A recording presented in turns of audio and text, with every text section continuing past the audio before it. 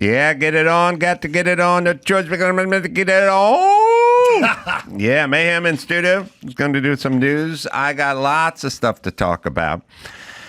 And it's perfect timing. All right, so I had to go to Palm Springs to do the Freedom Festival. All right.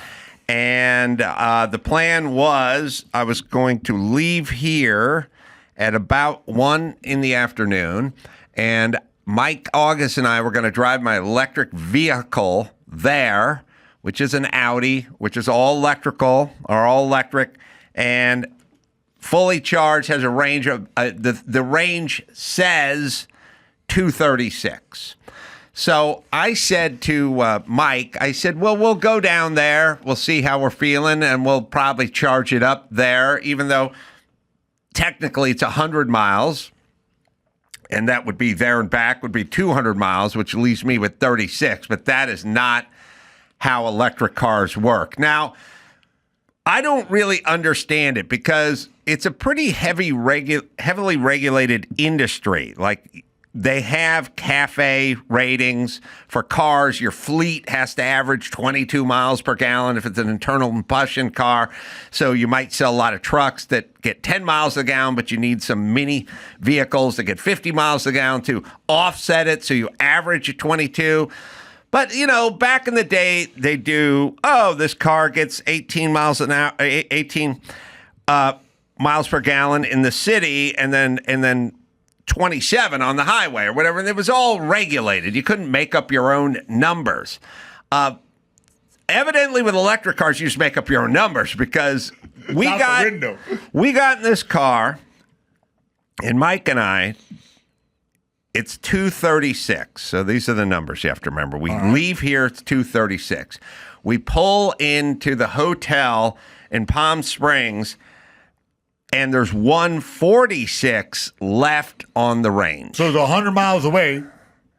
Wait. 100 miles away, and according to the car, I used up 90 miles. Need a different rating going up the hill with the AC, especially how August likes it. Yeah, so we got 146 left on the range, according to the dashboard. So then we go in, do the gig, go to dinner, then go do a comedy show, and it's late. By the time I'm done with the comedy show, it's midnight. And Mike says, why don't we go back tonight? And I say, we have hotel rooms. Why don't we just go back tomorrow morning? And he says, well, I'm going back to the shop in Glendale with you, and then I got to go back to Orange County after I go back to the shop, and I'd rather do it at 2:30 in the morning than do it at noon because of traffic. Practical. And I go, Mike, all right, Michael cannonball it. I'll cannonball it. I don't care. I'm the guy who drove to Vegas in the middle of July from L.A. to Vegas, sitting in the back of a mini pickup truck with no bed liner, no camper shell, no earbuds, no cell phone, not even the window that had the slide on it that I could poke my head into the cab and go, hi, guy. No sunscreen. No nothing. Oh, I know it was at night, but it was still 95 degrees going through Death Valley. And I just sat on top of an axle in a Datsun mini truck, an 84 standard bed, not even a long bed. No sleeping bag, no pillow. Sitting on a crushed Coors Light can. Sitting on a crushed Coors Light can all the way to Vegas. So I can do it. So we get there, and we finish the gig, and Mike goes, why don't we just head back? And I said, all right, I'm fine. And then we said, well, we don't really need a place to charge because we got 146 left, and it only took us about 90 to get here. And we got 146. Classic mistake. So we take off into the night. I'm looking at my phone. I'm trying to figure out what happened to Olivia Newton-John's boyfriend who faked his own death by jumping off a fishing vessel in California and ending up in Mexico. I don't know if you know this one. Definitely not. I'm doing a deep. You know this deep one? Dive. Bring that up. No, I don't know this one. Who faked their death? Olivia Newton-John's husband. Yeah, gambling debts. We'll catch you I eventually. don't know. He said he was going fishing, like in Malibu. Oh, wait, no, I do know this. That's why I rang a bell. Yeah. Yeah, and he, like, went off to Catalina, caught another boat, like, run a little skiff out to another boat. Yeah, on the way there, it was a deep dive into Alfalfa from Spanky and our gang and Little Rascals. Yeah, I know it's connected somehow. That guy's story. By the way, that guy shot dead at 31. How bad of a wife is Olivia Newton-John, though? You know how happy I'd be to be married to Olivia Newton-John? Oh, you're the one. I would never fake my death. She's hot. She's rich. She's pretty awesome. She's Grammy nominated. You've married to Olivia Newton-John and you're going to fake your own death. He had gambling debts or something. Or he owed the cartel some money and had to go work as a sex slave down there. Well, the way up, I do the whole Alfalfa dive, which was, dude, long after the show was over, Little Rascals living in the San Fernando Valley. This is me entertaining me and Mike on the way there with commentary. He's a dog breeder. Has a guy. See, he's a dog breeder and a hunting guide. Oh, he's a dog breeder, a hunting guide, and a bartender. At this point, he can find no work as an actor. Gig right? economy, though, Right. He's training a guy, a kind of friend of his dog, and the dog runs away. And the friend is like, hey, man, you owe me for my hunting dog. And then Alfalfa goes, I'm going to put a thing out saying a $35 reward for the return of this hunting dog. And the guy brings the dog back to the bar that Alfalfa works at. And Alfalfa gives him the $35 for the reward and $15 worth of free booze, which in 1959 was that's a lot of celebrate because, 2 fingers of rye was $1, 50 cents back then, This is 1959, $15 worth of booze. Like, I was jealous. So he gives the dog back thing. Then Alfalfa, he gets drunk and decides that the dude whose dog he lost needs to pay him his $35. That's his dog, and he shouldn't have to pay the $35 for the reward, but he lost the dog. I see the logic, but... So he shows up to the dude's house with the guy's wife and stepkids. He bangs on the door, says, I want my $35. And the guy goes, no, you lost the dog. You put the reward up. You pay the reward. That's your reward. And Alfalfa, threatens him or has a knife. It's a little dicey. Guy goes in the next room, gets a revolver out, shoots him in the groin. Alfalfa bleeds out. That's the end of Alfalfa? That's the end How of did I never know this that's story? That's the end of that story. That's a great story. All right. Golly. So now it's the ride back. It's about 1 a.m., and I'm getting Mike caught up with Olivia Newton-John's husband who faked his own death. So I'm just staring at my phone. He's paddling off the coast of Catalina. Patrick Kim McDermott disappeared June 2005. Unsubstantiated claims have been made, particularly in the Australian media, that McDermott faked his own death and is still alive in Mexico. Oh, I know a guy who faked his own death. Oh, really? Oh, yeah. What happened? He came back. Who was that? Now, I don't want to say his name in case somebody's really looking for him because he popped back up somewhere else. I'll tell you it's in Southeast Asia. Wow. Yeah, I know. All right. So I was trying to get to the bottom of that. Olivia Newton-John's husband at 1 a.m. And then all of a sudden, we're about halfway. We're right halfway between Palm Springs and L.A. It's about 1 a.m. And Mike, who's driving while I'm narrating, he goes, uh-oh, we got a problem. And I go, what's the problem? And I look up, and he goes, we got 46 miles worth of range. And I go, 46 miles? We had 146 when we left, and that was 45 miles ago. He goes, we just scrubbed off 100. Danger, Will Robinson. Danger, Will Robinson. I quickly look down at my phone, and the phone says 53 miles back to L.A. And the dashboard says 46. And by the way, 46 means 27. Okay, that doesn't even. Getting dicey, baby. So I go, okay, Mike, we gotta find a charging station in here. So Mike pulls off, and that's in Ontario. Oh, bumfuck Egypt. Yes, pulls off in Ontario. Now it's 1:30. It's the middle of the week. He's looking at his phone. He's got an app because he has a car. Now we're looking around. He goes, oh, there's a charger over here. We pull off. It's all these car dealerships where there are chargers, but the car dealerships are all fenced off and the gate's closed and it's locked. You can't get in. So it's like the app goes, hey, there's a charger, but they don't tell you you cannot use this charger. So now Mike and I are driving through bumfuck with big rigs going by. It's getting a little dicey, and I'm looking at the odometer go down, the range go down. And then at some point, he finds another one. And this one is in like Ontario Mills Mall. And again, it's 1:30 at night. There's nobody around. Come pulling in. He goes, okay, we found one. Like, okay, good. Plug it in. I go, okay. Mike gets his card out and his thing, swiping his card and everything. I go, okay, now listen. We got like 53 miles to get back, but that 46 isn't really 46. And by the way, now it's down to like 30, 35. I go, that 35 is not really 35. That 35 is more like 20. And we got like 53. So we got to put at least 30, 35 miles on this thing before we can pull it out and hit the road again. And again, I did 2 shows in Palm Springs. We left here 1 in the afternoon.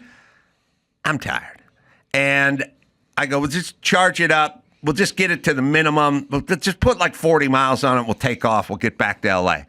And now I'm thinking to myself, all right, so I'm not going to be back to like 2:15, something like that. Mike and I both just go get in the car. I'm sure everyone thought it was some sort of gay hookup or something. You're telling me you're hanging out at rest stops with Mike August? Just sitting there. So me and him are just sitting in the car, talking about Olivia Newton-John, listening to the 70s station. And Mike and I are both focused on the dashboard that says 35 miles on it because the car's lit up. Yep. And I'm just staring at it. And I'm staring at it. And I'm staring at it. I'm like, Mike, that range thing isn't moving. And then at some point, after we both stare at it for a while, it does move. It goes up 1. It goes up 1. 36. Now we're at 36. And I grab my phone and I hit the timer on the phone. And I hit the stopwatch. And then we sit there and just listen to Olivia Newton-John.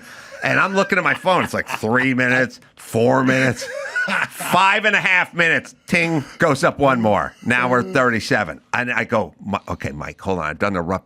It's going to go up about, I think we'll do about 10 miles in an hour. But the 10 miles isn't really 10 miles. It's more like 6.5 the way we've been going.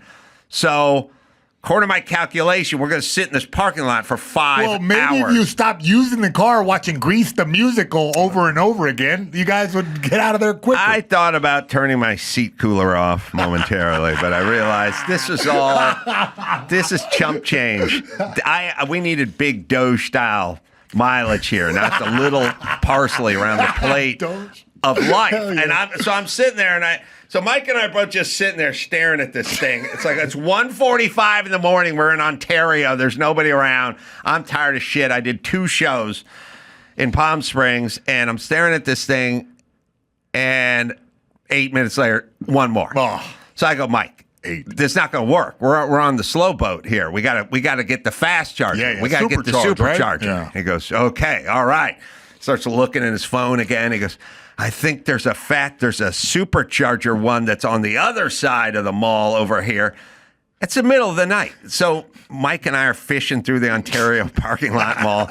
We get to the supercharger one. There's one dicey dude there just charging at 145, man, just with his car. Smoking a blunt. Yes, seat recline. Like, that's dicey, that guy. But he probably thinks we're pretty dicey, too. So we pull up next to the supercharger, and I see Mike pull the handle out, and he's fighting with it and fighting with it. Finding the hole. And then he can't find it, and he hands it to me, and I'm like, nah, this is the wrong one. This is not going to fit. This won't fit. And he goes, God damn it. And drive around to the other supercharger. This one's not fitting either. I'm like, this isn't the right one. We need a fast charger somewhere, but it's not this one, and the other one's too slow. So then we find, there's a Days Inn that has one like a mile away. There's a hotel, a motel. It's 2 a.m. now. I go, okay, let's go to this one. We go to the thing. I go over there. Mike swipes the thing, plugs it in. Thing comes up like an error, no charge, error, no charge. And then he's like, try the one next to it. The one next to it, it's middle of the night. The one next to it, it's got tape on it, like it's no good. I go, okay, Mike, this one's no good. The other one doesn't fit. That there. We need to go back to the slow one. We'll go back to the slow one. We'll plug it in, and then we'll just call a fucking Uber at 3 a.m, and we'll just take $100 goddamn Uber ride back to here, and then you got to go drop me off at my house after this. And 2:45 in the morning, it's like, dude in a Jeep Cherokee, he'll find you. I'm like, how does he find us? We're standing in the middle of a parking lot. I'm dumb, I don't really know. I think you need an address or stuff. He's coming to my phone, and also I was like, he's gonna think he's getting jacked. Like it's a weekday. It's 2:45 a.m. in the middle of an Ontario parking lot. Middle-aged white carjackers. This guy's gonna come find us middle of the night, waiting there with their glasses on. He doesn't know we're middle-aged white dudes when he gets the call. But anyway, picks us up, get in the back of his Cherokee, fucking get back here, get back to my place at 3:30. Get up this morning, and it's like, well, how are we gonna get the car? Where is it? By the way, I took one stupid picture of a movie theater marquee, and then I Googled it. There's 35 of them in the Southland, and they're all somewhere between here and Palm Springs. And I'm like, I don't know. It was dark. Not only was it dark, we circumnavigated this, and then we pulled off, and then we turned around and came back. Like we were literally what you do when you abduct somebody and you don't want them to find out where your headquarters are, and they don't want to be able to lead people. Scramble the GPS. Yeah, you just drive in a circle for a while, and that's what we did. And it was at night. So now it's 52 miles away. It's halfway to Palm Springs. I could get my assistant, get in the car. Here we go. I go, listen, we're leaving. She goes, where's the car? I go, it's somewhere between here and Palm Springs. It's about halfway, probably about 50 miles. So then I call Mike. He doesn't pick up. So I just start driving that direction. I go, just Waze Palm Springs, and we'll start heading to Palm Springs. And I know about 51 miles from here, that's where you're gonna home in on it like a pigeon. Right. So I got this picture that I took of the Regal movie theater sign. So I go find where there's like a Regal Max movie theater halfway between here. It'd probably be about 50, 51, 52 miles. And so Daphne goes, there's a Regal Max theater that's 50 miles from here on the way I go, that's where the car. It's the somewhere beautiful there. My numbers cross over her face. Yes. And I go, okay, it's there. Then, of course, I pull up to the movie theater, and she's like, where's the car? And I don't know. It's somewhere in this vast parking lot, which is now filled with cars. Yes. It's filled with cars. It's not, I don't have any idea where my car is. Drive around, try to take a look at the picture, like what was the angle of the dangle from the picture, find it, get the car hooked up. It's about half full. Fine. Jump in it. Still, after all night of that, it just trickled in. I know. You need the adapter, Ace. You need the adapter. I gotta have the adapter. But here's the other thing. So then I turn on the radio, and Newsom is outraged because Trump has squashed his EV mandate in California. It's like, bitch, you don't have the infrastructure for an EV mandate. There's no infrastructure. You understand? You can't get to Palm Springs is close. It's close. If you're in LA. Vegas is far. San Francisco's far. Even San Diego's a little further. But you can't, if we can't get to Palm Springs and back in our mandated EV car and or have an abundant charging network and system and grid that we could charge on, then sorry, you can't mandate it because you're not ready for it. It's perfect California. It's like, we want electric cars. You have an electrical grid where we have rolling brownouts every summer because people run their air conditioning and we get brownouts. We want electric cars. You must fix your grid, and you must have an array of charging stations that are functional. And by the way, 1 mile, I'll put it to you this way, 10 miles an hour is not going to work. It's just not going to work. Golf cart top speed? Oh, yeah. God. Hey, what do you think, Ace? I never asked you. Nuclear power? Yes. Okay. It's fine. Yeah. McDermott had filed bankruptcy in 2000 and had received court orders to pay overdue child support to his former wife, Olivia's. That was Olivia's former wife. Was Olivia's former wife? He was Olivia's on and off again boyfriend. No. Okay. Yeah. So he filed for bankruptcy, owed some money. You know what? Baby mama drama gets us all. I know. But not me. Not you. So, listen. Now, Newsom is suing Trump for canceling his EV mandate. Meanwhile, he can't have no charge at Palm Springs. Look, all right. Here's what I would say. I would say to the legislators and Newsom and Bass, I would go, look, I'm all with you on electric cars. I own an electric car. I'm fine with electric car. I have to own an electric car and a gas-powered car because 2 electric cars are not going to work because I'm going to do shows in Vegas. I'm going to Jimmy Kimmel's Club coming up. I'm going to drive. The electric car is not going to do it. The fact that there's electric charging stations between here and Vegas does not do it because half of them are out of order or too slow or don't work. But here's what I would say to Newsom. I'd say, here's what I'll do for you. When the range of an electric car either gets good enough so that you can leave L.A. and make it one way to Vegas. And by the way, people do the thing where they go, well, Vegas is 311 miles away, and mine has a range of 350. Bullshit, it does. Bullshit. I'm going to see you in Death Valley. Yeah, I'll Just see. a skull next to one of those bull skulls. You know how I'll find you? I'll look for the buzzards. That's how I'll run you down. You try, because you're flatlining around the bun boy. Yeah. That's the way this is going to work. That big-ass thermometer is just piling up with bodies. I've yelled at people many times. World's biggest thermometer. My ass. It's a stick that has digital numbers on it. It's not a thermometer. It's not a thermometer. If I take a digital readout that says 81 degrees and I set it on top of the Empire State Building, that's not the world's tallest thermometer. It's a stick that has digital numbers on it. I know. Anyway. I got the big government solution. Mandate every Starbucks have a charging station. Game over. Take that, libs. We either need a car that can make it from L.A., truly, from L.A. to Vegas on a run, or you need to have some infrastructure that'll work out. Right now, we don't have either one of those. Maybe there's a couple of EV cars, but we're talking for the masses. That ain't it. So then we make that your car has 300 miles worth of electric range, and the dash is telling me I got 235 or 240.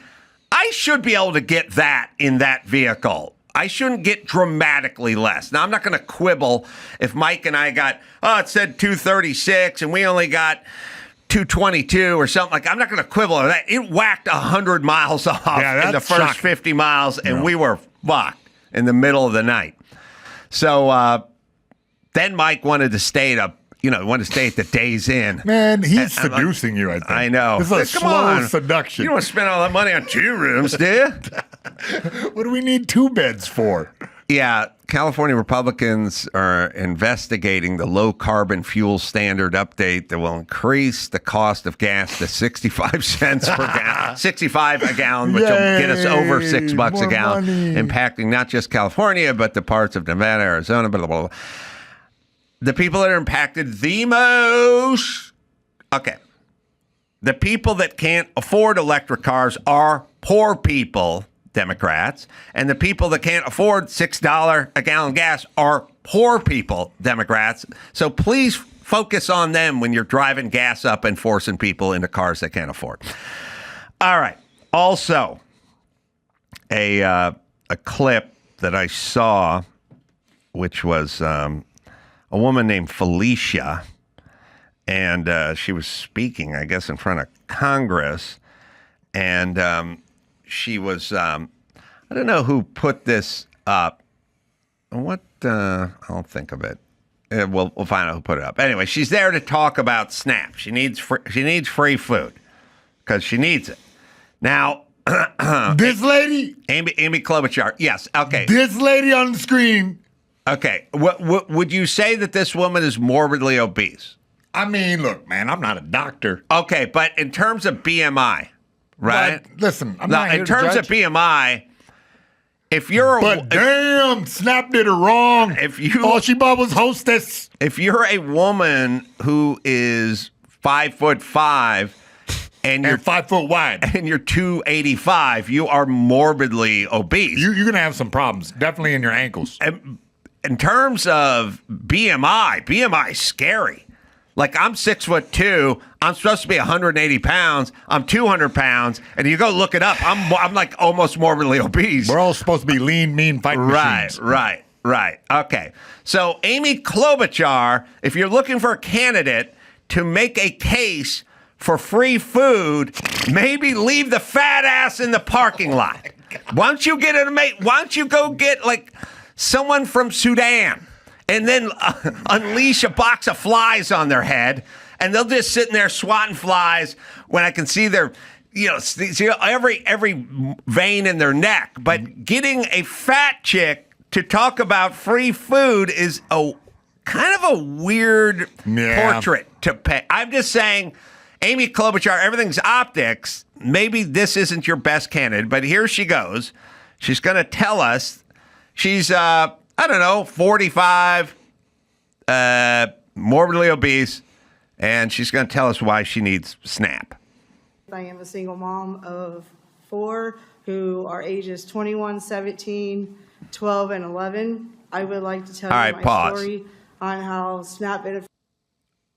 I feel like the 21-year-old might be able to go get their own food, right? Like, when I was 21, I lived in an apartment with 2 other dudes that were 21, and Mike Miller said goodbye on 17. You know what 17? I mean? 18. That's when your dad kicked you out? 17. Yeah. My stepmom kicked me out of the garage when I was 18. I was living in a garage. I was like, really? The garage? I didn't go in the house. But all right, 21, you can take care of yourself. Buy a little Top Ramen.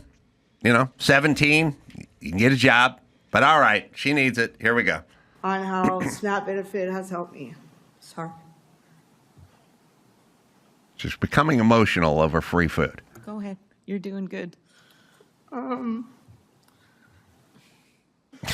here's my argument, though. If this lady is simple, I cannot do anything, and I get having empathy for her, but man, she dug this ditch. You know what I mean? She found some food. She's been finding food, but all right, she's a simple person. But she has, you know what I mean? Like, why can't she work or she does. She has 3 jobs. She's going to tell you she has 3 jobs. Oh, well, then how can no 3 jobs not give you enough?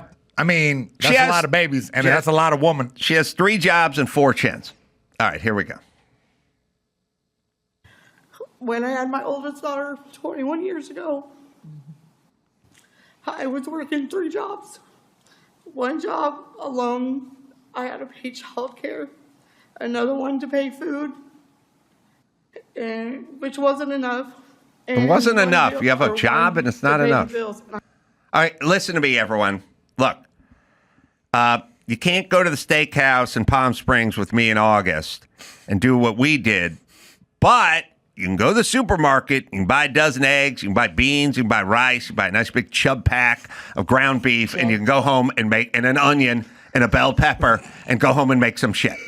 I want to assemble that. I bet that was mine. What do you think? Eggs, chub pack, 40? Onion. Okay. I'll put a little garlic in there. Right. Rice, beans, boil it up, throw some bouillon cubes in there. Don't cost nothing. I mean, when I was poor, I'd make a big old pot of shit. And I'm going to make that stew that you're just talking about. For like 4 days. I know it's the Viking stew for sure. Let me tell you something, Mayhem. Yeah. I'm wealthy now. Yeah. I came back from the Pacific Northwest. You want to know where you got those tacos, Andrew? Yeah. I didn't want to say anything to you, but those were porch tacos, and they were someone else's tacos. And I thought they were vegetarian tacos. I came home from the Pacific Northwest on a Monday at 4 in the afternoon. There's a bunch of food sitting on my doorstep. I was outside. It was on the map. It was just sitting there. And I was like, what have we here? And then I started taking it apart. It was Mexican food. Yeah. It was a lot of Mexican food. And so I had a couple good burritos. One of the best burritos I've ever had. Beef, rice. Rice in a burrito is good. It's good. People fuck around. It had beef, had rice, and it had beans in it. And it was good. The other one was like a breakfast burrito. Tater tots. All right. I don't know. People All get right. fucking too enamored with tater tots. But if you want to put hash browns in there, and then there was a rack of tacos. And Dude, who brought this burrito cornucopia to your building? I don't know, but they dropped it off This in is the at front the of the Days house. Inn last night? This is coming back from the Pacific Northwest a week and a half ago. I just walked back up to my place, and there's a pile of food sitting there. And so I said, Hey, what if there's a left-wing conspiracy to poison you, Ace? it's manna from heaven. the hell, man? Manna from heaven. So I looked down at it. Also, Taco Bell. It had Taco Bell in there, too. Had Taco Bell and this other Mexican food. It had, like, the highest of the high and the lowest of the low in the Mexican food realm. Some DoorDash driver fell out drunk on the way to the delivery, and you're the recipient. So I looked at it, and it was from earlier that day. And I, flicked a couple ants and roaches off, and I brought it inside, and I spread it out, and I said, all right, well, I know what I'm eating tonight. And Was Mike August in his underwear? I got into the burrito. Oh, okay. And then I looked at the tacos, and they're all pushed together, and I was like, oh, man. Oh, I think these are vegetarian tacos. And I started feeling around in them a little bit, and I was like, these are vegetarian tacos. So I'll just bring these in for the vegetarian assholes at work here. And so I brought it in, and then I fed them the vegetarian tacos, but they didn't eat them because it turned out to be beef tacos. I just couldn't figure it out. What happened was the guacamole on top kind of went brown because it was outside and it felt weird. So I put my finger thought in it it. was I new like, beans. I thought it was some sort of weird bean curd thing or something. And also, to be fair, I was in a weird mindset, which I shouldn't have been in, which is fuck these people and their fucking vegetarian tacos. I knew it. Couldn't get some carnitas or pork or something good, fish taco. No, I got to get the vegetarian taco. But it's like $140 worth of food. So then I brought that in, and these guys wouldn't eat it because they found out it had beef in it, and so they gave it back. No, I ate mine. I finished You ate Well, yours. because it was like I started it. Yeah, I already finished got it. Yeah, right. Are you afraid you're going to stop having your period? You need extra iron during those key days of the month, man. So then Chuck didn't eat his because Chuck's a real vegetarian, and he picked through it. And so now I was left with 2 or 3 beef tacos and and 2 halves of a burrito for 3 days. That's all. I lived off what was on the porch for 3 goddamn Unexplained days. mystery tacos. 3 days. 3 days. Yeah. The tacos were in that fridge. The burrito was in that fridge. All to my head. So there's ways to eat cheap. Yo, man, these mystery tacos messing with me, though. Are you telling me that people are... Never mind. I guess No, I've I asked ate it too all. many questions. Listen, I used to do Loveline. Loveline, every once in a while, some fan would just give us a batch of cookies that they made in their apartment. I know. And Drew, I met Cookie Lady. with like foil on it and, like a Post-it with a heart, and Drew and I would just like look at them and go, all right, well, I'm eating it. Yeah, I don't know for about sure. you. And we just eat them. Much love. Much love.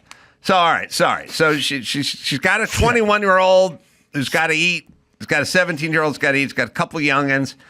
She didn't do a lot of planning. She's fat. Ooh. She needs free food from the government. All right, hit play, sorry. And Andrew, I didn't tell you guys it was from the porch because I didn't want to, ruin it. It was still really good. Yeah, let me tell you something. Once, Tori Amos went to the radio station at K-Rock in the morning, and fans love Tori Amos, and they gave her a big bouquet of flowers. And she left.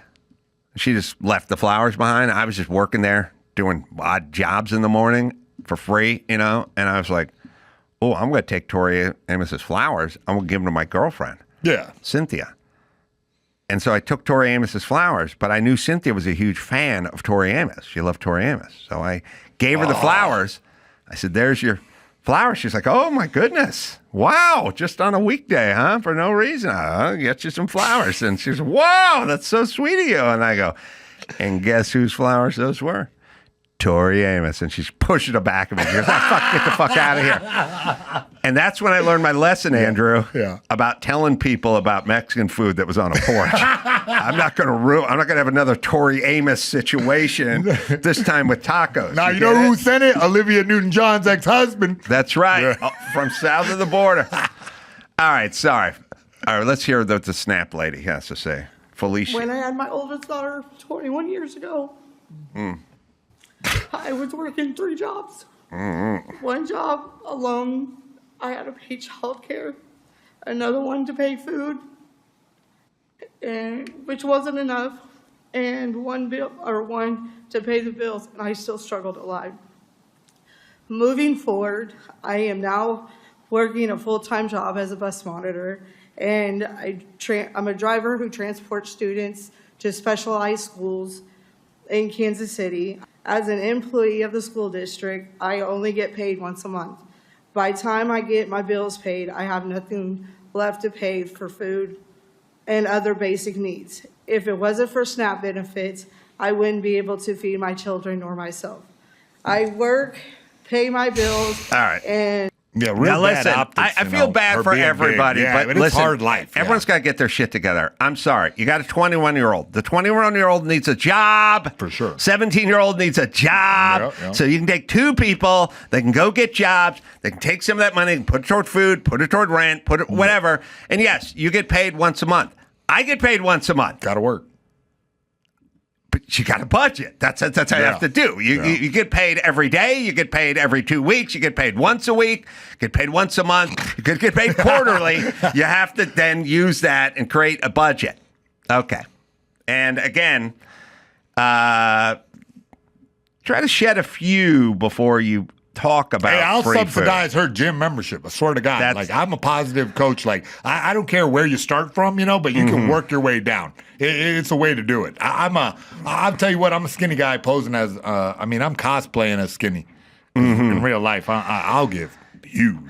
The reality is everyone knows the difference between going to KFC and going to the store. And by the way, the Snap, okay, first things first.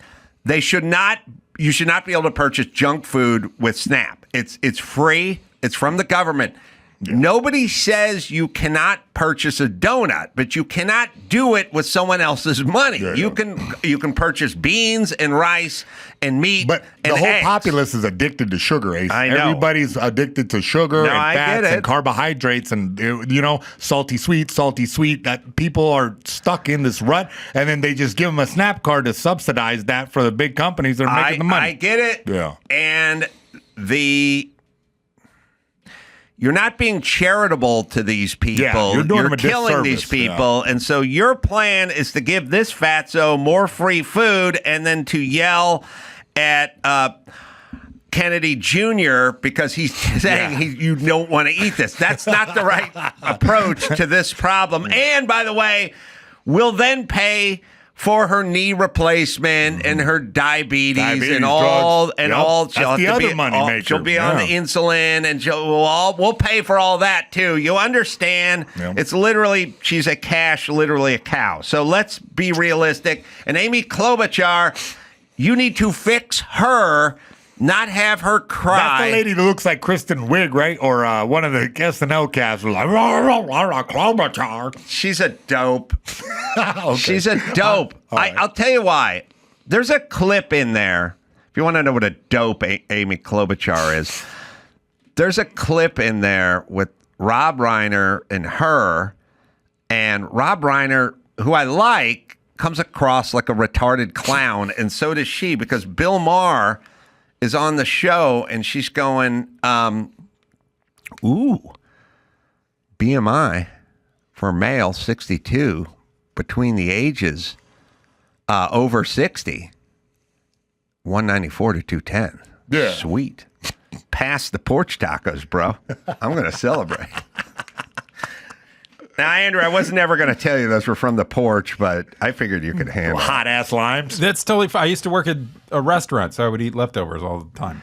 Oh, yeah. I mean, the day I was working at McDonald's and they told me to throw away 10 filet of fish, man, I stuffed them.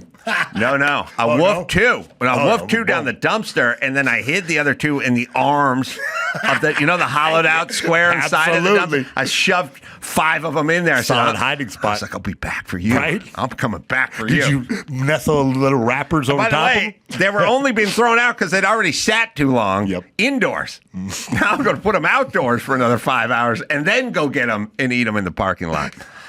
All right. It's, I don't know what it's in a computer somewhere. Maybe Dawson would have to find it, but it is, it's Bill Maher. It's Rob Reiner on Bill Maher like 2-3 years ago, and with Amy Klobuchar and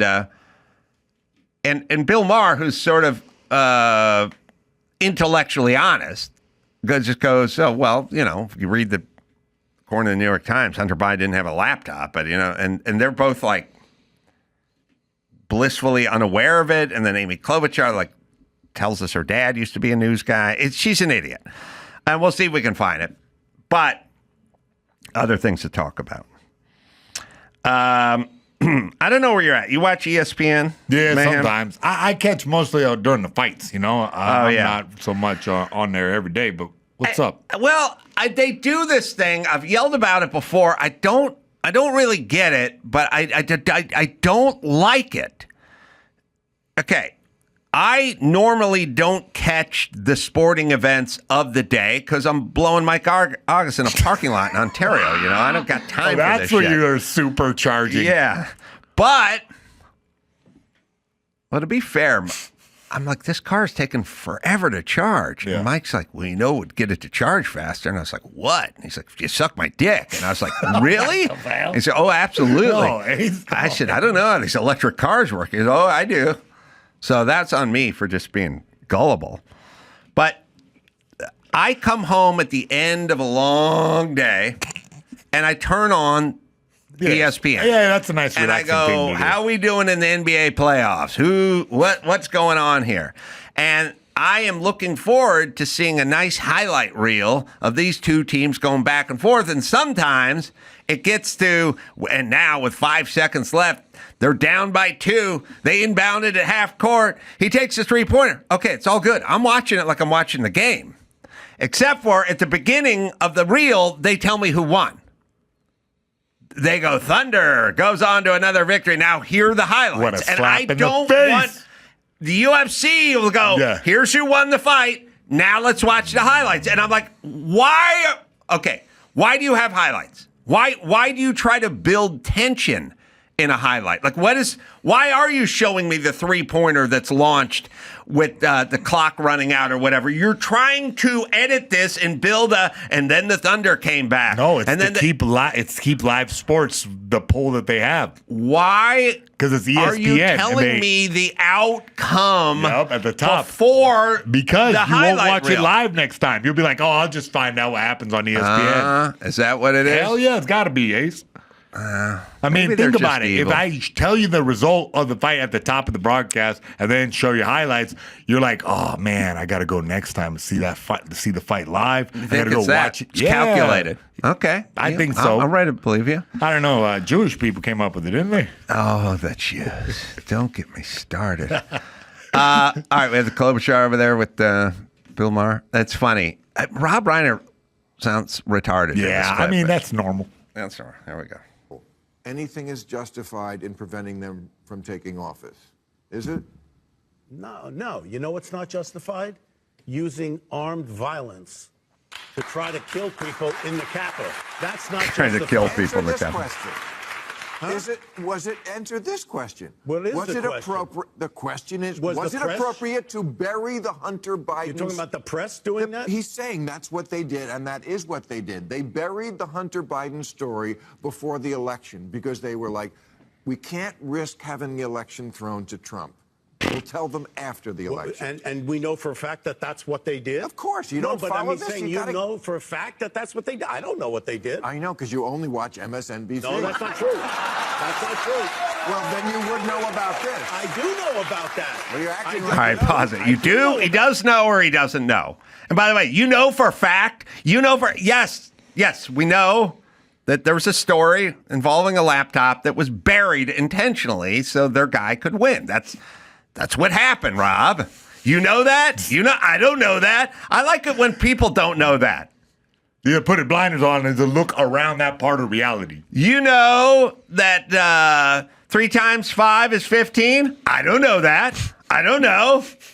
Oh, okay, I guess we're even. Or you're fucking dumb. I don't know. Okay, you don't know, but doesn't mean. Right now there's a nuclear-powered sub that's under one of the polar ice caps. Do you know? I don't know. I don't know. It's Schrodinger's. It doesn't mean it's not there, dumb shit. All right, but he's going to keep going, and then Amy Klobuchar is going to jump in and help out. Rob. That, and I do watch Fox, but You do. the point is, You do? we're going to prove now that the press tried to. They're admitting it. The That's press not is admitting it. Yes, that's not even an issue anymore. Poor They're Bill saying, Maher. Yes, we basically Bill Maher. did this because we didn't want this to throw the election. Yes? I don't know that they've all said this, and Okay, the pause there. I believe No, wrong. not they've all. MSNBC hasn't said it because they're lying, and neither is CNN. Now, not all of them, Amy. It just happens to be a fact. What's that guy famous about? Oh, I'll tell you. He used to live up the street from me, by the way. No, so Amy Klobuchar's going to jump in and help out. I don't know if they all said it. Oh, yeah, you know that? I don't know that. Yeah, they all didn't say it. Yeah, okay. Okay, you two who don't know anything. This is what Yeah, happened. this is the lady. Looks like a Muppet. Yes, all right. Play it out. In the Times First definitely Amendment, did- My dad was a reporter. I believe in it. And Her dad's I think a reporter. You have to make sure that you're treating people fairly. But I think Rob's point here is that we are dealing with a man who used to be the president right now who literally tried to lead an armed insurrection. And that's why we're so focused on this right now. And I have That's not pretty seen strong Okay, this. words. that's good. He literally tried to lead an armed insurrection, but there wasn't armed. But anyway, she doesn't know about that. But her dad was a press guy. Okay, my dad was a podiatrist. Now, can we get back to the Hunter Biden laptop story? Or we just all go around the table. What was your dad, roofer? He was enlisted for a while, wasn't he? Yeah, Andrew's dad's a doctor. All right, everyone knows what everyone's dad did. Now, let's talk about this story. She's an idiot, but Rob Reiner comes across as an idiot. And by the way, I love when he goes, I watch Fox. No, you don't watch Fox. You watch Fox, and you'd be well healed in this story. You would know exactly what's going on with this. I don't know that. Do you know that? Do we know that? Okay, listen. Here's what I'm saying. If you go too deep into an ideology, it ends up making de facto come across as dumb. These people are coming across as dumb. Well, Amy's just lying. Rob is just sort of in between. Rob's a great director and, of course, did Spinal Tap and Stand By Me. Oh, and many other, I knew many that I great liked him movies. for some reason and thought he was a dope for some reason, yeah. Now, smart guy, good guy, been on the show a few times. It's just he's got Trump derangement syndrome, and it literally ruins your brain because you everybody can't needs think an clear. enemy. Everybody needs an enemy. That is true. For me, it's Kevin Smith. All right. You got some news? I definitely do. I got other stuff. All right. Let's see. I got that. I don't know. You're growing a beard. You got a mustache and a beard. A little It's bit back. there. Yeah, it's coming good. out. I watched Stephen A. Smith, and I'm like, do Yeah, you yeah. want a mustache or don't you want a You're mustache? applying Why are you different only beauty standards growing? to the black man. They do some different out there stuff, man. You got to spend 45 minutes Yeah, every morning yeah, he does. with your shaver shaper Yeah. doing this weird pencil thing. You have 3/16 of an inch of whisker that just hugs the top of your. Okay, I feel the same way. And he's always telling you the results at the beginning before he even goes into the Yes, highlights. he's ruining the highlights for me. But I was thinking about him. I was thinking about Joe Jackson. Michael Jackson's dad had the same. I don't understand I want a mustache, but not a real mustache. it's sort of like the guys. Sometimes I'll see these LA guys and they're wearing a tight T-shirt, short sleeve tight T-shirt, and they have a scarf. And I'm like, is it hot or is it cold, bro? You got to decide. You're wearing a scarf and a tight T-shirt. Which is it? Or is it cold or is it hot? Do you want a mustache or don't you want a mustache? Stephen A., do you want a mustache? Yeah. Do you want a mustache or don't you want a mustache? I like a mustache. There's been some historically strong ones. Tom Selleck, Stalin. There's a lot of good mustaches out there. But Stephen A. has a quarter of a mustache. It's like his mustache hasn't finished loading yet. It's like pixelated, like it's a Japanese mustache. It's a little chocolate milk kind of mustache. Like it just took a swig of Yoo-hoo. Yoo-hoo. You like have no Fu mustache. Manchu, but like FMCH. Why? Yeah, you know what I mean? Like no letters in there. And if you ever met a woman who's like, you're like, well, what do you think of a guy? Because you talk to women and go, what do you think? I like a beard on a guy.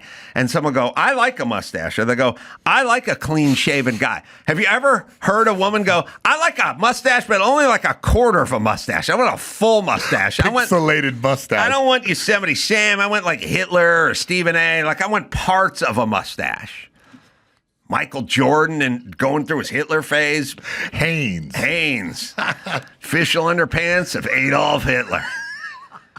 Jesus, what was that? By the way, you know what? Yo, man, you got to prepare me for that. We're looking at Joe Jackson, which is Michael Jackson's dad, who's the ultimate half a mustache dealer. You saw me slip a jab, right? Yeah. As soon as I saw his face, I was ready. He literally dressed like an evil carnival barker. And they would say to him, are you beating your kids? He's like, let me see if I can dress like a guy who beats his kids. I think, you know what I think Michael Jordan did with the Hitler mustache phase?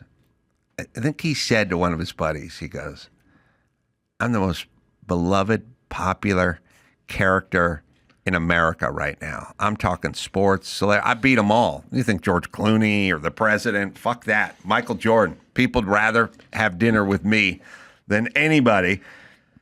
Then he said to his friend, you know how much juice I got?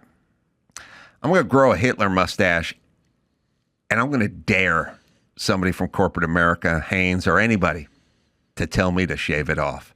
And I bet they won't, because I got that much juice. It could have been that, or it could have been what I heard, that he had all the antique films of Charlie Chaplin. Yeah. It's probably what you said. He's a big fan of the slapstick comedy, vaudeville age. I think he grew a Hitler mustache and just went, watch me walk around, and there's nobody's going to say a fucking word to me. Yeah, and no, the Nike told him to shave that thing off, and he went, 9. All right, get the news ready. Let's see. I'll take a called Spotify over his COVID commentary. Yeah, podcaster Joe Rogan claimed Tuesday that 2 unnamed former presidents were involved in the protest against the skeptical discussions about COVID-19. I had 3 former presidents call about this ESPN trailer package thing. I don't want to brag. I don't know what was so insanely threatening about Joe Rogan saying, I'm going to work with my doctor. I would say there's only a handful of human beings who have access to better care and treatment than Joe Rogan and who are more aware of these treatments than Joe Rogan. I imagine he has an army of doctors on his compound somewhere with the Navy SEALs or something. Yeah, I mean, I would say that if somebody said to me, your kid got COVID, who would you like to recommend protocols, Mark Maron or Joe Rogan? I would go Joe Rogan because I bet he reads. He's got an endocrinologist on speed dial. Right. So then all he did is go, I did what my physician told me to do, which included ivermectin, but also 10 other things. That is threatening. Like, why is that so threatening to everybody unless they're in with big pharma and blah, blah, blah. But it seemed like everyone was brainwashed at the time one way or another. Like everybody was like, hey, don't put your damn needles in me. Or they were like, hey, we hate you. Because everybody was bored at home and had a lot of time to post on Instagram. I don't, but see, I don't understand why everything has to turn into some sort of cause. It's just, I didn't want my kids getting vaccinated because they didn't need it. It's not because I don't love them. It's not because I'm a weirdo. They weren't homeschooled. I don't have a bomb shelter. I just looked at two healthy kids with no pre-existing conditions who weren't overweight and thought to myself, fine, they're fine. Well, but we're sitting here with this information machine just spitting it at us, overloading us, going, oh, you got to be scared this way or you got to be scared that way. And, it's not real. I know, but the thing is like Rob Reiner could easily find out that Hunter Biden's laptop is real. He's it's in his definitely a phone. goon. It's just look at his phone and it's go look at the story. It's easily knowable. I knew it 2 years before that. Anyway. Yeah, I got to be honest. I just went with the flow. Like, they told me to put a damn mask on at a convenience store. I did. Yeah, it was a nightmare. Half the mask I put on, I found on the ground. I just put it over one eye like I'm a kooky pirate. You're going to LAX after the show. I remember walking into LAX during COVID, walking across that bridge that went from the parking structure into LAX and going, oh, shit, I don't have a mask. And I looked around and I looked down and I found some Mexican food, dude. So I ate that. No, I looked down and I saw a fucking used paper mask on the ground, on the cement, outside on that bridge. And I was like, all right, well, here we go. Shook it off and put that shit right on. I think you spit on the inside and wipe out the dust. Yeah. So that's what I did. I probably for sure exposed myself to way more germs by just finding masks on the ground because I always forget to bring mine. Choked down the COVID. Yeah, I did it. I did a show in Catalina. Did the same thing, trying to change my tickets. The woman in the kiosk, I was standing outside. She was standing in the kiosk. She goes, you got to put a mask on. I go, I'm outside. Put the mask on. I can't exchange the tickets. Jesus Christ. We're so goddamn stupid. Everyone owes me an apology. I looked around, started looking around, found a fucking one on the ground outside by a dock. A maxi pad on by your a dock. face. I shoved 2 tampons in my nose and put the maxi pad over my mouth. And I just stood there and I held the stupid thing. I was like, can I have my tickets exchanged now, you fat bitch? All right. So. In other news, Mr. Beast shuts down Disneyland for a $500,000 date night in an empty park. Cheers to the greatest date in history, the YouTuber said in his latest video with his fiancee, Thea Booyasin. She wanted Booyasin. Shut it down. Shut down the whole park. Him and his bros had a blast. Hey, man, only $500,000, Ace. I want to ride Space Mountain butt-ass naked. You can do it. You can shut that place down. Yeah, $500,000 apparently. There was a bunch of pictures and whatnot, but I guess, you guys just leaving me out here high and dry. All right. Well, we've seen Disneyland. We've seen Mr. Beast. Well, I mean, Mr. Beast, yeah, I don't know. That's just, what do you think about that, Ace? What would you shut down to have some fun?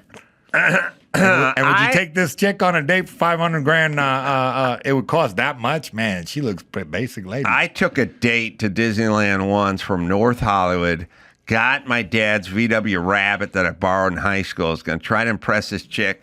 Drove from North Hollywood in a 4-speed VW Rabbit, from 1977. Drove to Anaheim, got out, parked, went to Disneyland, and it was closed because it was Fireman's Night.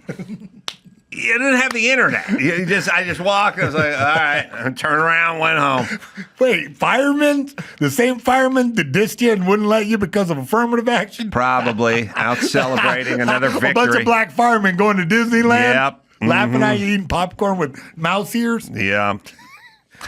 I wouldn't do it no matter how rich I was because it just feels like a waste, Yeah. On the other hand, I had to do the thing where you buy the squire, the woman in the kilt who's like squires your kids to the front of the line. $600 an hour. Oh, yeah? The fast pass on steroids. Oh, I hated it. You hated it? Well, you don't seem like, you seem more like a Six Flags guy. It was $600 an hour, and then at a certain point, like 2 hours in, they're like, let's eat. We're hungry. The kids were like, we're hungry. And then I was like, well, no, we're not sitting and eating for half an hour because that's $300 because she's on the clock. Oh, the guilt lady stands there and watch you whoop down a hot dog? At some point, my ex-wife's up there and she's like buying food and she turns to Kilt lady. She goes, you want a water? $13. And the lady's like, yeah, I'll have a. Just don't buy her a water. She's getting $600 an hour. Let her go get her own water. And then when you're done, they're like, you got to tip them. And I'm like, you got to tip them. Why do you just give them $3,700 for that? Hey, you got the money, man. Oh, geez, bud. I don't know. I didn't like it. I know. No, you know what? I'm with you. I exactly feel that. That little bit of money, like, hold on to it. All right, let's do another one. Yeah, next up, Candace Cameron. Banned from scary movies or from her house because they're a portal to demons. Is she the one from Full House? She is. The big sister from Full House. She's religious, right? She's very religious, and she thinks that there's opening a portal to hell if she watches scary movies on the TV. I get what she's saying. She's a little bit skittish, I would say. You know, I like religious people, but then they don't do themselves any favors by getting weird every once in a while. The part where they take care of their family and they hold hands and they all eat together. Yes. And, you know, I don't let my kid look at his devices while we're eating, you know, and that kind of stuff. I go, good, good, good. And then they do the demon porthole shit. And then I go, yeah. Why'd you have to ruin it? I was with you. I was with you the whole time. Remember that movie, The Gate, where it's like in the backyard, the little kid opens a portal to hell? Yeah. Yeah. Remember that? Yeah. That really shocked me as a child. I just kind of being triggered right now. What was that movie? The Circle, The Ring? The Ring? Was it The Ring? With the little girl in the tape, and you watch a damn tape, and it's 7 days later. Here we go. Little demon baby crawling out of the shower backwards, upside down, doing the back bend. Babies crawling backwards. Somebody figured out that scared the shit out of people. I don't know why. It's just a baby crawling, but for some reason they're going the wrong direction. No, backwards, upside down, it's even worse. Yeah, where they're doing like a back bend, but then their head turns around that other way. Oh, The Ring, yeah. It's always weird, like The Haunting, where it's like, she's a little girl who lost her dolly. La, la, la, la, la, la. But shouldn't you be haunted by, like, a gay merchant marine? Yeah. You know what I mean? Like, shouldn't that guy be loose in your house? Hark, Triton! That the 7-year-old who lost her dolly? Like, that's not Listen, man, if you're crawling out of my JVC, I'm shitting my pants, Ace, and I'm running out of there. I am telling you, I haven't told this story in a while. I'll tell Mayhem. All right. It's been told before, but I am telling you the perfect storm of me scared shitless. Okay. Are you ready? Yeah, but I want to hear this one. Okay. I lived in a home from 1923 up in the Hollywood Hills. Oh. The home in the Hollywood Hills had a step-down living room, the big arched ceiling. But when you got to the living room, when you went to the big window that overlooked the view and you looked back, you'd see a big flat space where it went back into the house. And I had mounted a TV set up there. And the living room, which had hardwood floors and it was on a raised foundation, was perfect for skip and rope. And every night, before I went into Loveline, I would skip my rope and I would watch my TV back up there. And because, and you know this, Mayhem, skipping rope makes a lot of noise. Yep, it's the thing. And I was in this big room, so I would crank the TV up to 50. So I could watch Entertainment Tonight and skip my rope. Okay. And then I would shut the TV and I would go to work. And this, on a Friday night, I went out and I saw The Ring down at the AMC, whatever. And I went and saw The Ring, and I came home kind of a little shooken up, but fine. Lived alone, old 1923 Hollywood house. Went upstairs, went to my bed, went to sleep. At about 3 a.m, I heard. I was like, what the hell's going on? And I was like, what's happening? What's happening? I see light flickering under my door, my bedroom door. So I opened my bedroom door real slow, and I looked down these old wooden stairs that went right to the living room. and I see lights flashing in the living room, and now the voice is louder. It's the TV. Someone's taking over the TV set. Who turned the TV on? I start creeping down the stairs. I can't see. All I'm behind the TV coming down the stairs, but I'm seeing lights flashing and hearing this loud voice of a man yelling. And I'm like, that's it. I'm in the ring. I've entered the ring. My TV's been taken over. I shut the TV at 7 o'clock. I was on the ring. I went to bed. They took over the TV.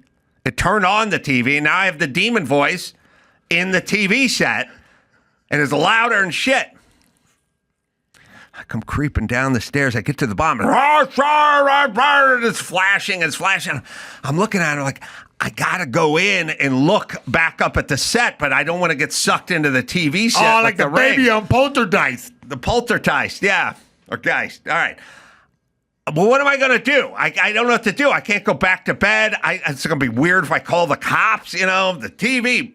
I saw the ring 4 hours earlier, yelling, and it's flashing, and it's flat. And I go in there like real slow, and I start to look up, and I see this preacher, like a late night old man preacher, like, he doesn't know a pipe organ from a bass drum. And he's like screaming the whole time. And I'm like, what's going on? Okay. This is an early model flat panel TV, like early first gen 42-inch flat panel. I don't know who designed this TV set, but the way it was designed, if the power went off and came back on, the TV would kick on. So evidently the power went off momentarily at like 3 a.m, but I was asleep, and then it kicked back on, and I had the volume all the way to 50. And it was late night, middle of the night, so it was a crazy preacher guy who was just doing his crazy fire and brimstone shit in the middle of the night, and that's why I only heard a man. If I heard Pete Ellis Dodge, Long Beach Freeway, I wouldn't have done it, but I was just hearing one guy's voice screaming the whole time. I had the same mistake one time at a sleepover at my house. My buddy Tito turned up the TV real loud. So Ortiz? Rivera, whole different guy. He set out the alarm, and then in the morning, because the night before we were watching Loveline on MTV. Good for you. Then in the morning, it was suddenly at 100% volume was Alanis Morissette. You ought to know. Well, if I was Alanis Morissette, and I heard about her going down on some guy in a theater, I would have been fine with that. It was no TV show I'd ever seen because it was a preacher that comes on at 3 Jerry in the morning. Falwell was screaming at you, gesticulating about how ring girls can jump out of the TV if you open a portal to hell. There were two guys. The one guy wore 2 pair of glasses. Yeah. And he would yell, he doesn't know a bass drum from a pipe organ. And then he would also yell, this guy's a no good. There you go. He's a no good. He's a down low, no good thimble rigger. And I don't even know what a thimble rigger was, but this guy was yelling the whole time. The volume was all the way up. I woke up with cobwebs in my head, and I just seen the ring. So I don't think that was a real preacher. I think that was a character played by Dave Coulier. Oh, with Cameron Bure. Oh, yeah. We just mixed the whole stories. That's right. This is about Candace Cameron Bure. All right. That's her new name. Ma'am, I know you got to skedaddle. Got it. Thanks for having me. I got to go charge my car. Thanks for listening. Yeah, I know. You're out of town? Yeah, I'm going to Car Jitsu, watching live. Car Jitsu. Oh, were people fighting cars? They fight in the car. Mayhem's going to be there calling all the action. Really? Yeah. God bless. That's what happened to me and Mike in that electric car last night. Man, I would like to see that match. Godspeed to you, Mayhem. Thanks, I know man. you got to get to LAX. Takes fucking forever. There's the Indian plane crash, which is insane because, I don't know, 240 people died or so, and one guy lived, which is nuts. I mean, the footage is nuts. It's a big plane. It's a 787, which is big, like there's the 737s, those are smaller, and then there's the Airbus, I don't know, 800 or something, and B and C and all that stuff. But the The Dreamliners are the big ones. I mean, that is a full-size plane, and it looks like it just lost power. I mean, it's also, we take for granted flight. Like, it's amazing. It's an amazing thing that we can just get in an airplane and not really think about it. So appreciate it. But one guy survived, which is nuts because kind of reminds me, I've told you guys this a million times, but it's when the Bismarck sunk the Hood.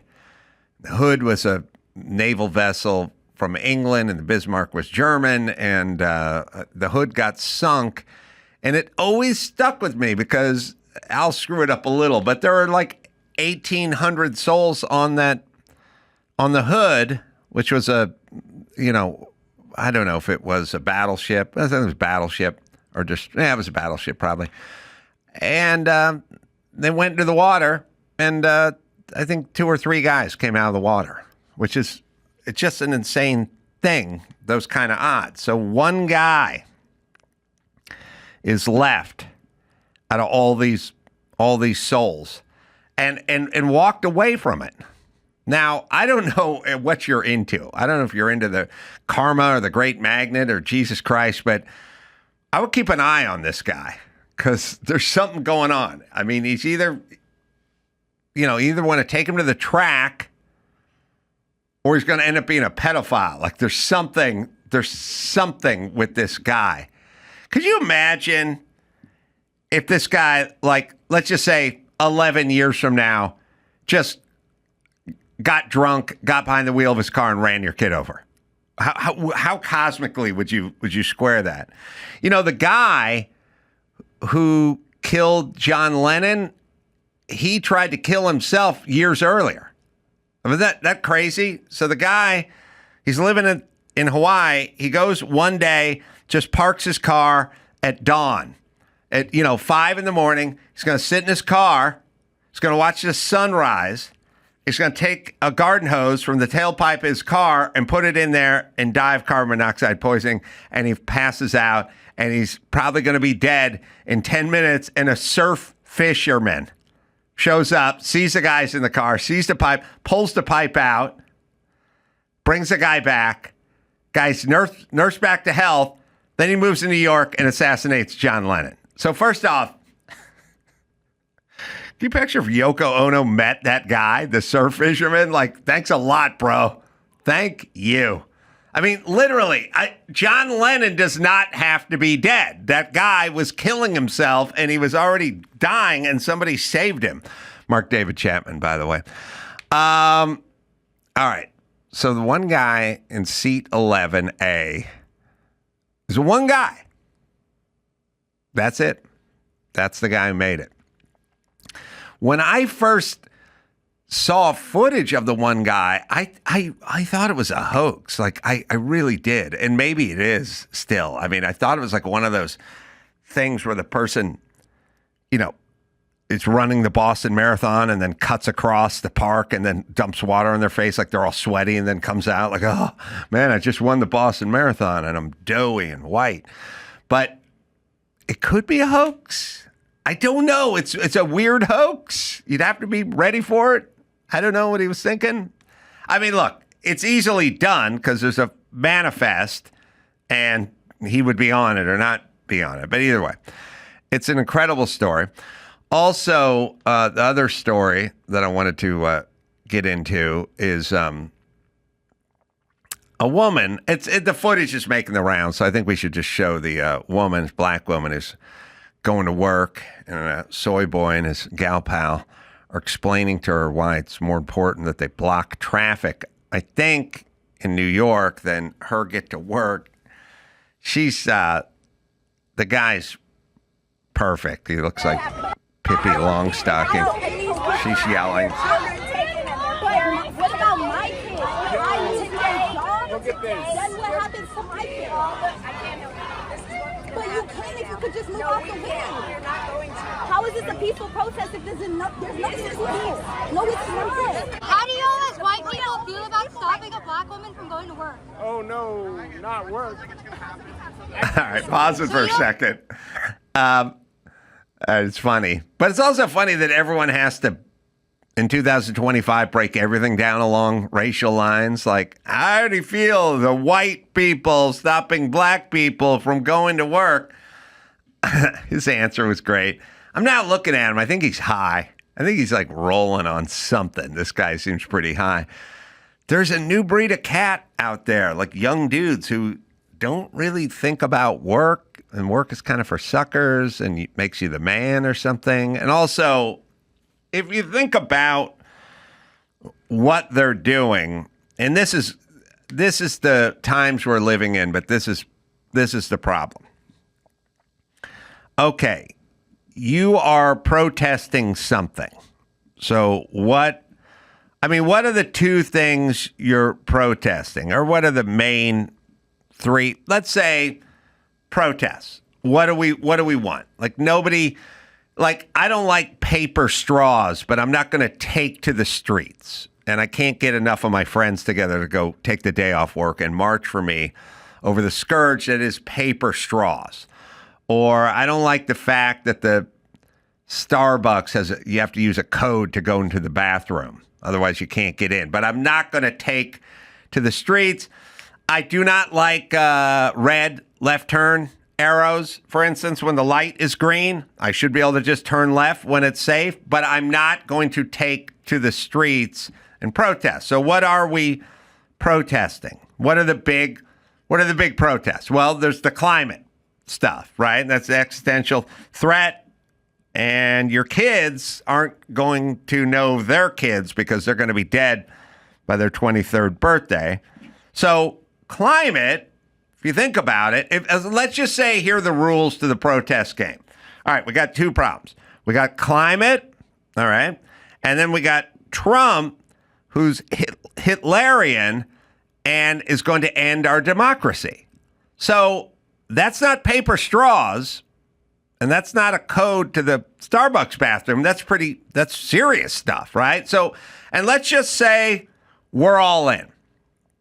So, the climate, this earth as we know it, will end in 7 to 14 years, unless we make dramatic change right now. And that includes all of us. Okay.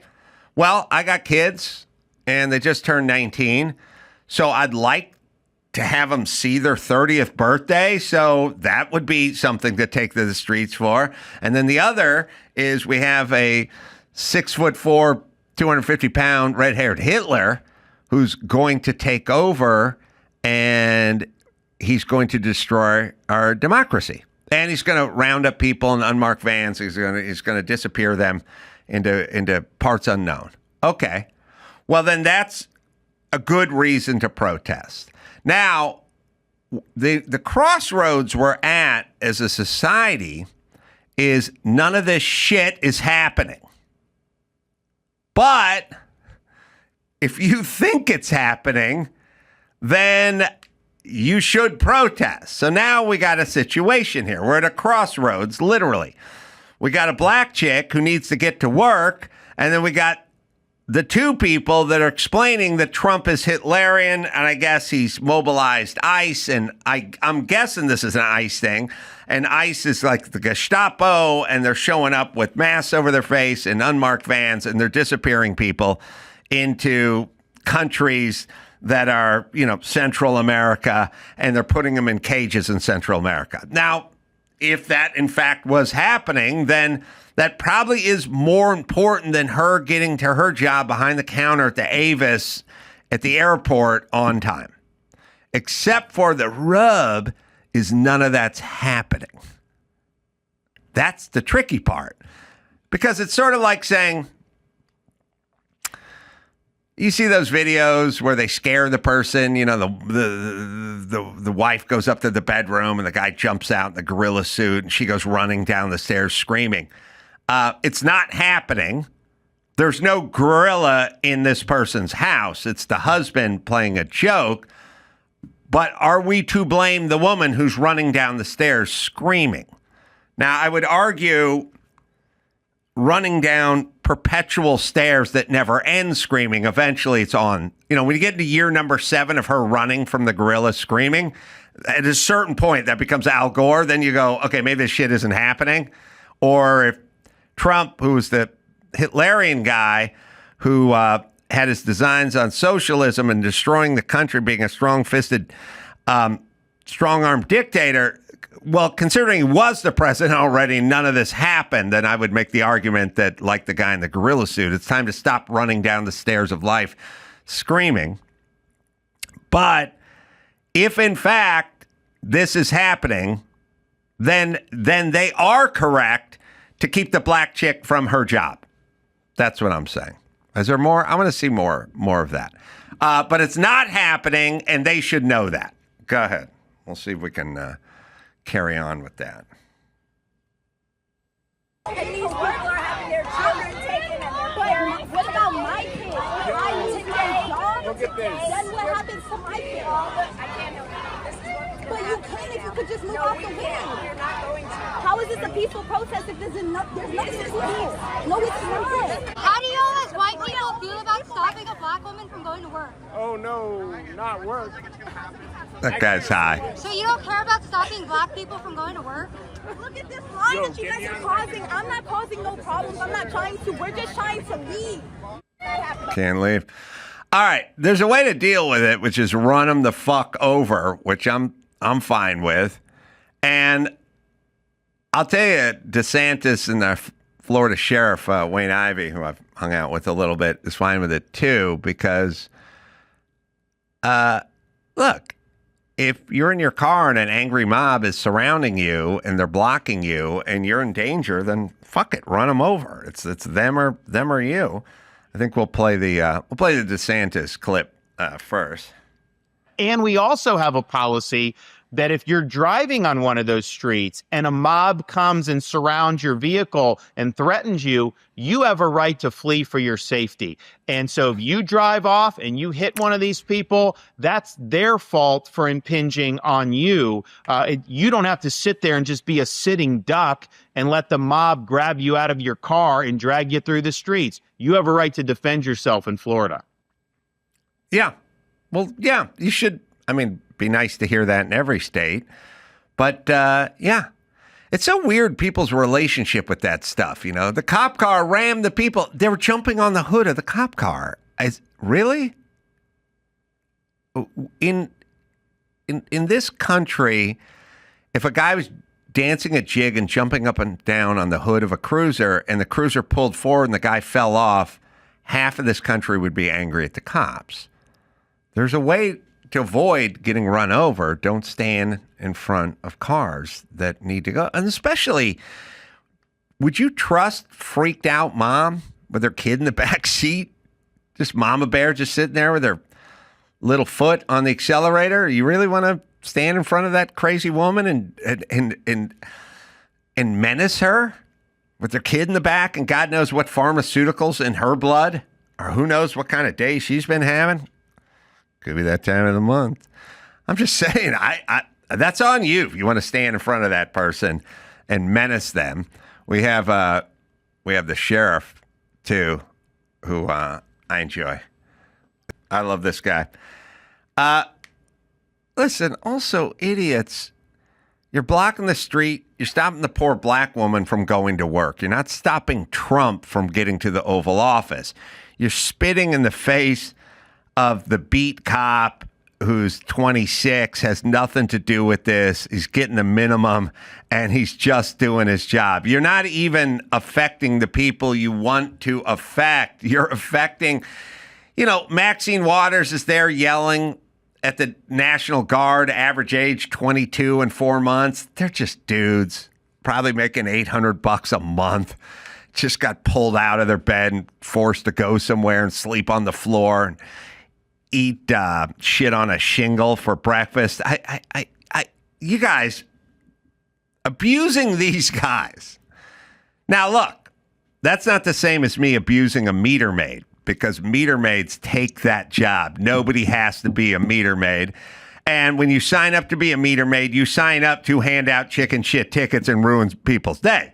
You sign up to be a cop or National Guard. You could be the National Guard and there because there was a huge earthquake and you were there guarding the governor's house or something. You don't sign up to do whatever you're upon. You sign up to be a cop. You may sign up to save people or burning cars and take down gangbangers. But yeah, we got you over here in downtown LA. So, but you don't sign up for it. There's certain jobs that deserve the punishment and the ire, like parking enforcement personnel and publicists. You guys signed up for this shit. You didn't have to do it. All right, let's see. I think I got all my extra information off my chest. Thanks for hanging in. Thanks for telling a friend. Going to be over at Jimmy Kimmel's Club in Hand. No one has no warning. That's what I say. How do you have has no warning? But here's what I want to know: is this connected to him not liking my stand-up? No, that's universal. This is more specific. Oh, got it. Okay. That's universal. Not the sneezing topic. Not liking my stand-up is understood by everybody. Look, we don't have time to go through everyone who doesn't like your stand-up. That's true. It's so true. That's a whole other app. Well, I have an app for that. That app is popular. Yeah, that's a popular app. No. Yep. What I'm saying is this. We checked into a hotel on the road, and when you walk in, there's like a little cubby as you walk in, a little counter, mini fridge at the bottom, and a full-size microwave on the top, right? So we're at the club, and they're food, and they're going to give some food, take the food with you or whatever it is, and I go, Mike, I have a microwave in my room. Do you have you must have we have the same rooms. You got a microwave? And he goes, I don't know.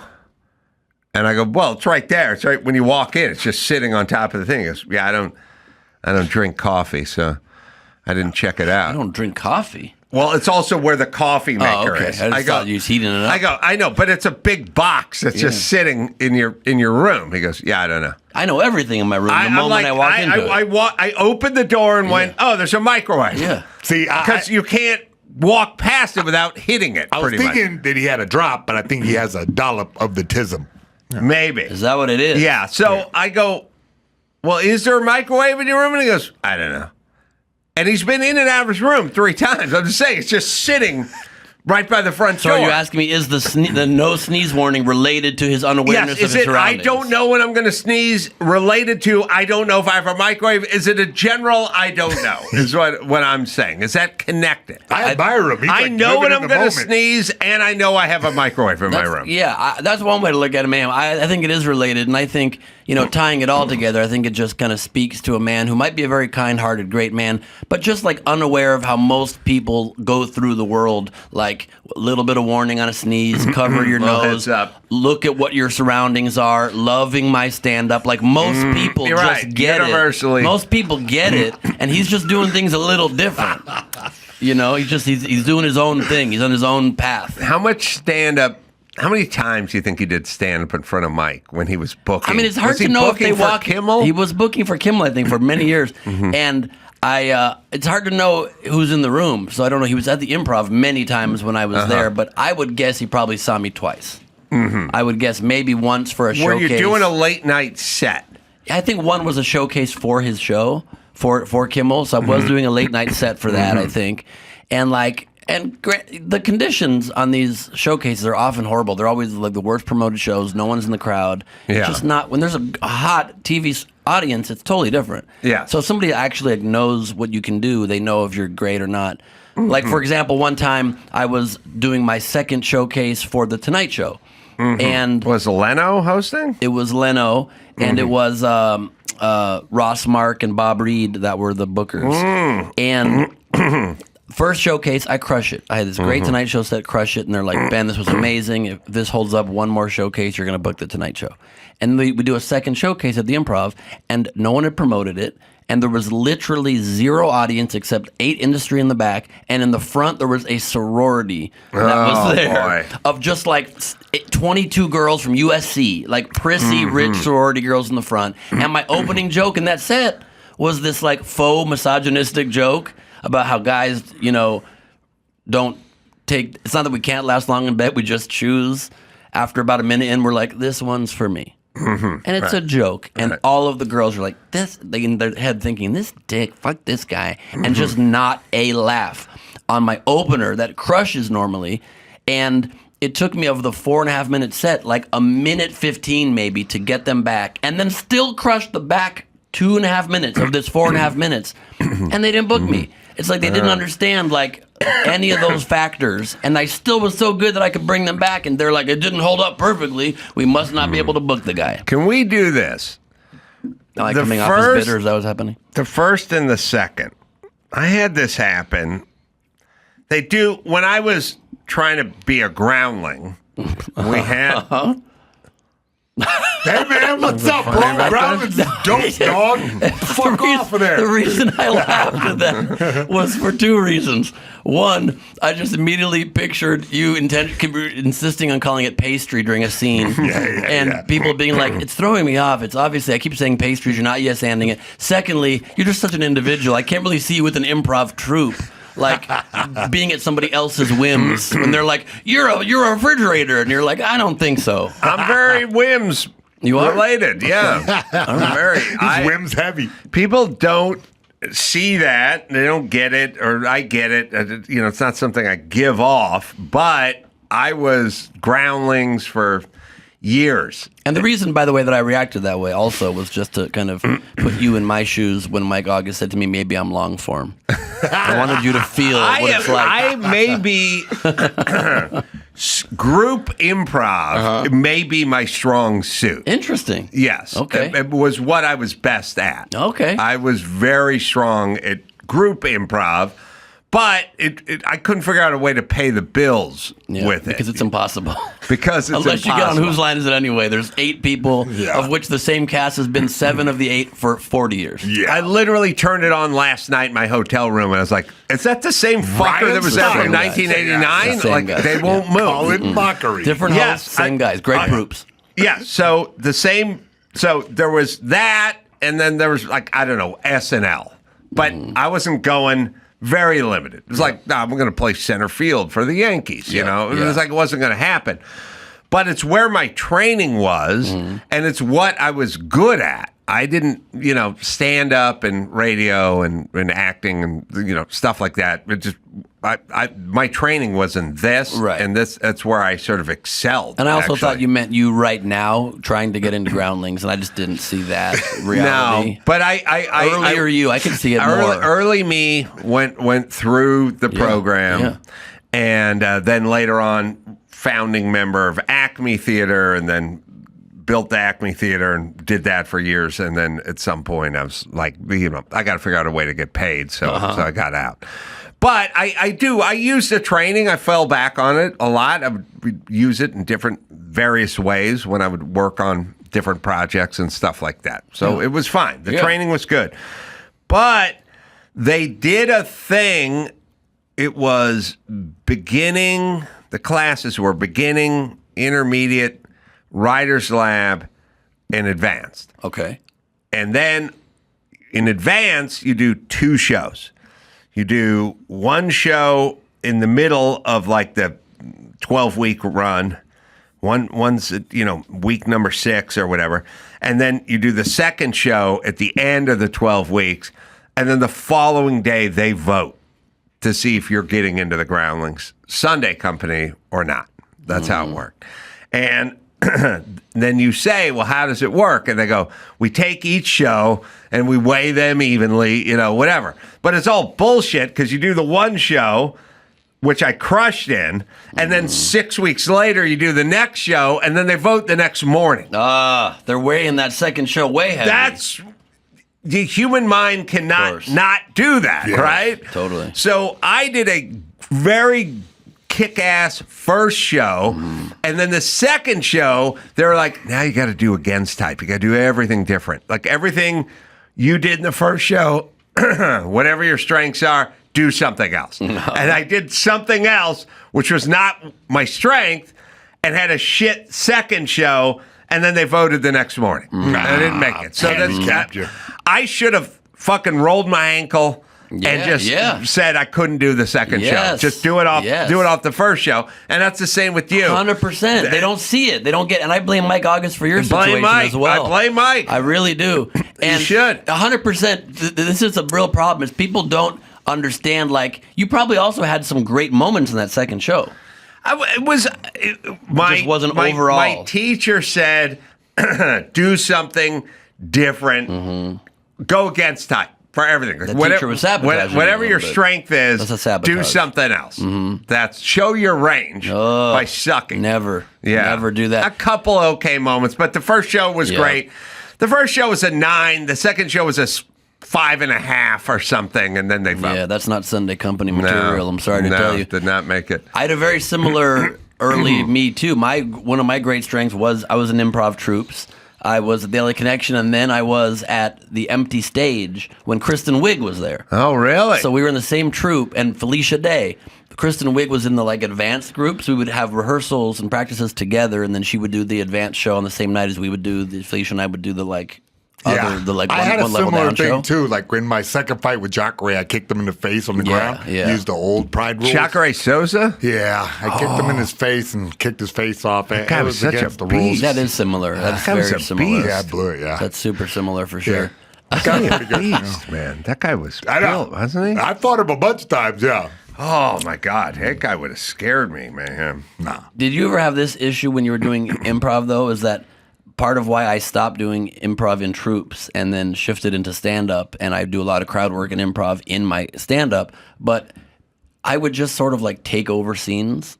I'm sure everybody's brain was pretty fast there too, but I would just think of funny stuff quicker maybe than some other people, and I would just make decisions for them, and they had to yes and it. It was a little bit of a power trip moment. So I would just assign them embarrassing things, and I'm all of a sudden this wizard in the scene. I'm well, a monkey just walked in. Now the guy has to be a monkey for the next few minutes, and I'm and you're a very slow idiot, and he's now being a slow idiot, and I'm just directing this whole Wizard scene. of Oz. Yeah. I was kind of dominant. And one point someone said to me maybe stand up is more your thing, where you don't have to work with an ensemble.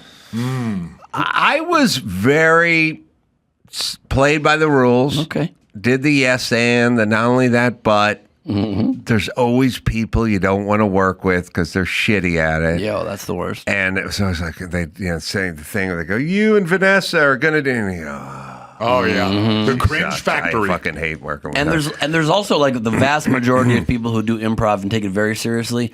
They take more seriously than being funny their space work. They create cabinets in the air that look so realistic, more realistic you'd ever open a cabinet. They're very crisply opening doors and touching the paneling. I'm who cares? I'll tell you, were you good at space work? No way, right? I was okay. I was okay. I didn't, I was pretty good because I have a good spatial sort of sense because I was a carpenter and stuff, and I kind of understand how stuff works and everything. My big problem with doing group improv is, first off, they do a thing where they go, okay, let's all just lift a giant manhole cover. You know what I mean? And everyone's all right, take it from the bottom. Everyone just lift. There's 8 people standing in a circle. Hey, here we go. There's always one guy that has hand over his head while everyone else had their hands down at their knees. And I want to go, what the fuck are you doing? What are you doing? Yeah. What are you doing with this manhole cover? Why is your manhole cover over? All of us are down here. We're all lifting. Yeah. How did you get them over your head with your what kind of manhole cover is this? My big problem with improv is I'd start some space work, and they go, okay, Adam, you start on stage, start some space work. Then Vanessa, you come in, and I'd be down on my knee and I'd be doing something, and they'd come walking in, and I'd go, boy, I better get this spare tire on. This flat tire, we're not going to be able to get to the reunion on time. And they'd go, how's it going starting that fire? And I'd think, I want to fucking kill you. I want to kill you. I'd have to stay in the scene, but I'd think, what the fuck fuck? I'm down on one knee. You see me working a wrench. I told you we got a flat tire. We're not getting to the reunion on time if I don't change this flat tire. And you want to know how it's going starting the fire. And you have to somehow, and your next line has to be, yeah, this fire is real hard. So I had to do for warmth while changing the tire. Right. And you have to work them together. Like, I want to take a chair and smash it over their head because they've been told 1,000 manhole times. cover would be a better move. Yes, and I want to take that manhole cover. Yeah, the heavy one. So my problem is then I'm in the middle of the scene going, I want to fucking kill this person because I just told them what I was doing and they changed the whole fucking scene on me. Idiots are hard to deal with in life, but when you're making up a world, it's when you're making up a world, they're idiots will ruin your made up world. Ruin everything. They'll destroy your invisible world. That's a fact. That's a fact. Yeah, I was good at it. I liked it. I enjoyed collaborating and all that kind of stuff. No, it is fun. I would just like space work. I would forget where I put stuff. Like I put a cup here and it does it here, was it here? I don't know. Wasn't crisp with that. But Kristen Wiig was genius. I remember just watching her and just thinking she was going to be a huge star. And I got her number to put her in like a sketch or something. And I remember a year passed and I didn't have anything to put her in. And I had still had her like crayon written phone number on my corkboard. So I called her one day. And I wanted to just tell her, sorry, I haven't put you in anything. And I happened to catch her on like a really sad day. Like she picks up and she sounded like down in the doldrums. And I said, like, I just want to let you know I haven't had anything to put you in, but I just think you're so talented. And like, I know you're going to have a huge career. And it cheered her up beyond belief. She was like, thank you so much, Ben. I really needed to hear that. And I swear to you, less than a month or two later, SNL and skyrocket to the top of the business. Because of my call, probably. Because of your call propelled her. Yeah. Gave her that little boost she needs. Yeah. And look, it's a good basic training. I would encourage everyone to engage in it. But everyone? Maybe to attend other people's shows. I think the push lately for everybody on Earth to do comedy of some kind is the biggest bane of my existence. There used to be like 150 comedians. Now there's like 40,000 in every town. Well, I mean, no, what I mean is in terms of listening, like I explained earlier, when I was at LAX and the lady was telling me I couldn't get my luggage tag because it was 45 minutes before the flight was taking off, and I kept explaining to her we're outside of 45 minutes, and she wouldn't stop and like listen or acknowledge what I was saying. It's good for listening. I feel like a lot of people have a lot of difficulty in the listening department, and so the yes and would be a good thing for most folks to understand, even if they weren't pursuing comedy. That's true, but I also feel like, and this might just be my opinion alone, that people also don't listen very well. Wait, what were you guys saying? What are you talking about right now? It does pain me coming from the yes and not only that, but when I have to try to explain something to somebody and they're like, no, but what about, and sometimes they're even saying what I'm saying, but they're still saying no before it. And I'm like, I wish you'd take a Groundlings class just so you could sort of roll with this conversation. That's a good idea. As long as they don't ever perform seriously, I'm fine with that approach. Yeah, there's too many comedians. You guys keep it coming. I was about to say this is the great comedic discussion with two black belt performers, but now I'm like, wow, you guys are boxing everybody out. There should be a moratorium on new comedians for years. I literally just had a friend of mine that has nothing to do with performing arts whatsoever, and she just texted me the other day. She's like, I have a stand-up showcase coming up at the Improv Lab. Can we do a writing session for a couple hours? I'm like this would be if any. I'm not getting my life goals done, my career done. I'm skipping auditions. I'm so busy, but I'm gonna take my time out to help a non-comedian who will never do it again write her showcase for the Improv. Are you out of your mind? She swiped right, dude. Where do you come down on people that it just, they're not funny is kind of the thing. Like you can sort of fake your way through stand-up, I guess. Yeah. I mean, you can get 5 minutes. Yeah, I mean, especially if your friends write it for you. Yeah, I mean, August will give you It's very easy to get 5 minutes on television. I guess what I'm saying is people. I talk to people about this all the time. Like, what are you doing here? Like, why? Yes. Why do you? I know guys that like talk about coming out with a country album for like 20 years, and I'm like, you don't really like music. Otherwise, you'd be playing. Like, you'd be out gigging. Like, you would be doing this if you liked it. You know, if you think about what is it you like? What is it you do? And they're always talking about it, but they're never really doing it, you know? And then you kind of go, well, then where do you fall in this place? Like, for me, I do comedy because I always did comedy. I did it for free, you know? Like, when I met Jimmy Kimmel, he was making prank phone calls every night, you know? Like he just did it. You know, I know a lot of people, like, they want to do comedy, but they don't even like comedy. They don't even watch comedy. They're not interested in comedy. It's kind of weird. It's like, so you just want to be a stand-up, but you're not really into it.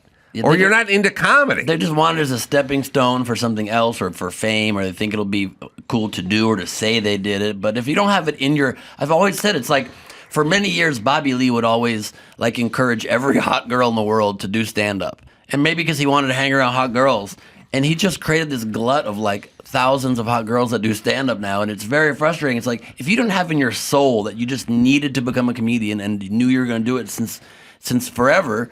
You should not be a comedian. You can't just I feel like you guys are personally challenging me to be a comedian, and I feel like I'm going to take you up on that right now. I'm going to intentionally not listen to that part. I'm yes, I'm no, try no, now. and I didn't want to until right in this moment. No, and what? I think people can do it. I think maybe punching and kicking is maybe a stronger suit I'm really for you. good at that, yeah. See, I think that's better. I talk to people and like, oh, I love comedy. And you go like, all right, what's your favorite Albert Brooks movie? And they go, who? And I go, yeah, Albert Brooks. Like, what Albert Brooks movie? Like, I don't really know. You know, I don't watch that stuff. I'm like, okay, then you don't like comedy. You don't like comedy. People don't even know who George Carlin is these days. They don't know who Pryor is. It's like, it's wild. Yeah. All right. A lot of people should just stay home and stay home and shut up. And consume. That's gonna be the name of your special. Consume. Stay home and consume a little bit buy more. Tickets. Like Andy Warhol just put this, or is that his quote, the 15 minutes of fame in the future? He should have never said it, because everyone literally is trying to become famous now. I go on Instagram. It used to be like landscapes and attractive people, and now every attractive person, even I think the landscapes, have political opinions. I have to hear the same news, a different take on it from a bunch of steroided out dudes in their cars that are they can't even have the confidence to say it in front of their girlfriend in their apartment. They have to go to the car and be like, I'll tell you what the real truth is. I like dudes in their cars with their opinions. It's the worst. Everyone has a take. Everyone's a pundit. Yeah. Who is consuming the news? There's like 3 billion versions of the truth now. It's very frustrating. Dudes in cars giving takes. Yeah. I agree. And then there's Seinfeld web series. There's different cars. Yeah. There's cop car guy. There's delivery truck guy. There's SUV parking lot guy. Yeah. But they're giving their take. Yep. In the car, always sleeveless shirt. Yeah. Very thick. They're like, and the real truth was going on. You know the real truth? Yeah. You're in the gym always. Yeah. Where are you picking up this research? Well, he's not just in the gym. He's getting on the Tonight Show soon. Mike August booked him. Mike August did pull a power move with the gym. We stayed at a hotel in Florida that did not have a gym.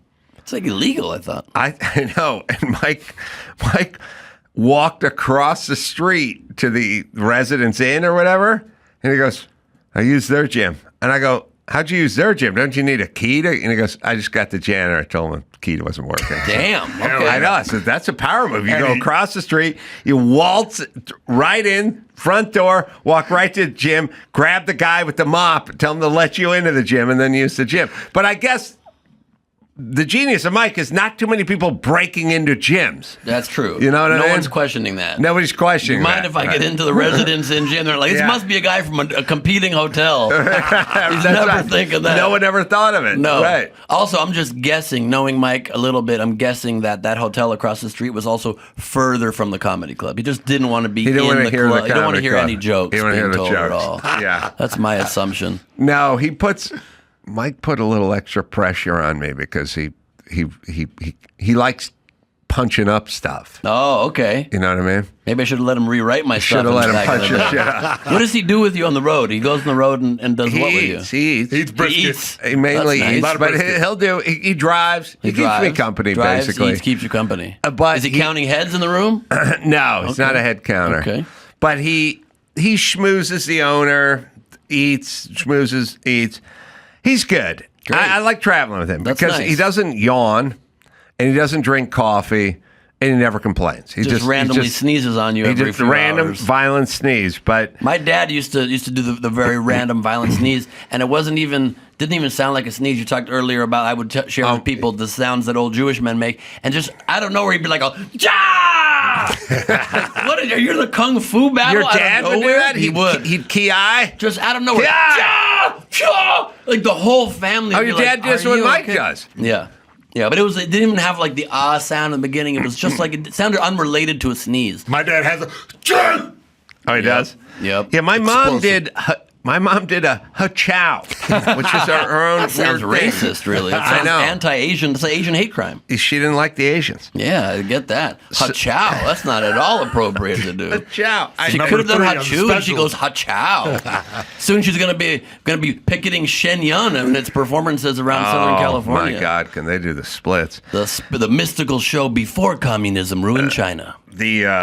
So Mike was trying to punch up some Brad Williams joke comedy stuff, and he was. Is it not punching down with Brad though? It's punching up but down. Yeah. You're right. Thank you. He was. We're trying to figure out this joke where he said, "Well, he heard on the podcast that when Brad Williams was in here just recently, heard on the podcast that I think Brad Williams maybe said I was getting a massage, and I said." Do they charge you less for a massage? And then I said, because when you go to the car wash, if you drive a van, they charge you more for a van. So wouldn't it make sense that they charge you less for a massage? And then he liked it. Mike liked the premise of that.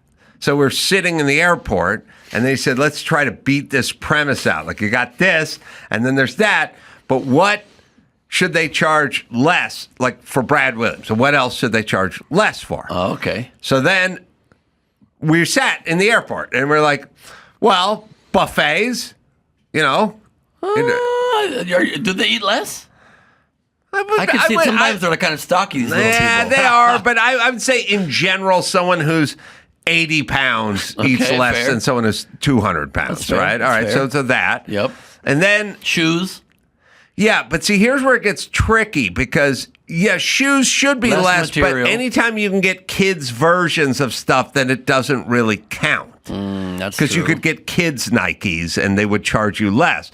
So we're trying to go over this, you know? And then he said to me, we had this great conversation in the car because the whole trip we're trying to figure out shit that dwarfs should get charged less for. And he said... Which, by the way, is what everybody on Earth pictures your road trip conversations are like. Me and Mike. And so we get in the car the other day, and he goes, we just get in the car, we just pick up the conversation. He's like, all right. Another one. And he goes, belts. Yeah. And then I go, okay, belts, but Mike, kids' belts. Anything, you go shoes, you go belt, like anything you can get kids. And then he goes... Kids don't have belts. Ooh. And I go, they have belts. They make belts for kids. And he goes, wear belts they don't wear belts. They don't wear belts. I go, I know. They don't traditionally wear belts, but they sell kids belts. And then he goes, I don't know. I got a son. You can go through his guy. I go, let's go through his closet right now. Let's turn this fucking car around. We're leaving Dade County. We're going to Yorba Linda. I said, yeah, I know. But here's what I'm saying. You can go online and buy a kid's belt, which they would charge. So we went back and forth. He conceded at a certain point, but belt is not traditional, but kids who would go to a wedding or funeral might need a belt.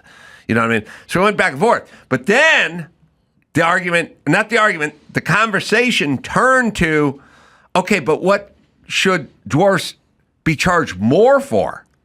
Because less for a massage, less for a buffet. Yeah. Maybe less for a belt. But what should they pay more for? It's an interesting question. And I sat there, we sat in LAX, and I said, beds. Everything's a California king to them. I'm 6'2". My fucking feet hang off the end of every bed. But for Brad, a twin bed is a king bed. Right. So he should pay more for that bed. As a matter of fact, I would never leave. It's more luxurious for him. It's a California king to him. Yep. A twin or a full or whatever it is, a regular mattress, my feet will hang off the end of the thing. There's not enough room for me. Yeah. But for him, everything's a California king, so he should be upcharged. A queen is a California king. A California king is probably, twice as much as a queen. He should be upcharged for a queen. And then I said to Mike, if I was a dwarf, I'd never leave the race car bed. I would have a race car bed. That would be my bed. I would probably There'd be no other bed. I would put an engine in it and just like travel around in the bed. You would travel in your race car bed. That's what I would do. I really would. Have it like kind of Posturepedic style go up a little bit. I really would. Okay. 100%. He's serious about this. Yeah, I really would. I I double confirmed it. Why ever upgrade from a race car bed if in fact you're a dwarf? Absolutely. That's all. Also, here's what they should for sure pay more for: rent. Oh, this is why you need to be in the airport with us. Right. Every home is a grand mansion. It's incredible. And every ceiling is vaulted. Yeah. Yeah, 100%. I one time had Brad come over to my house, and I have this little ashram, like Moroccan speakeasy behind my pool, and it's a little house with a little door you have to duck in to get in. And Brad went in there, and he literally said, "Finally, a home built for me." Yeah, like, I wanted him to move in for a while, just have a little person sleeping back there. But then he goes into a regular home. This is like the lap of luxury. This is Robin Leach vibes. Well, let's do the math. If I walk into a home, okay, standard height ceiling, 8 foot. Yeah, that's a standard ceiling. Yeah, in a residential home or apartment or whatever. So if I'm 6'2", that's less than 2 foot above my head. Yeah, but if I were 4 foot tall, it'd be twice. Yeah. So it's essentially like me having a 12'4". It's like high you ceiling. walking through the Notre Dame Cathedral. Yeah. Yeah, if they throw a party for their little people buddies and they just go on top of each other's shoulders, you've got twice the capacity. You could have a huge rager. Chicken fights. A bunch of chicken fights. Put them in a trench coat. They fall on the ground. They should pay more for rent. 100%. And more for beds. 100%. We can't even reach to the ceiling without banging our knuckles sometimes. Like we're primates. Yeah. You're right. They get to just sit around in this lap of luxury. They could get on a step ladder and still not touch the ceiling. All right, so break on a massage, a break on a buffet. Yep. Breaks on belts, even though we don't know about that.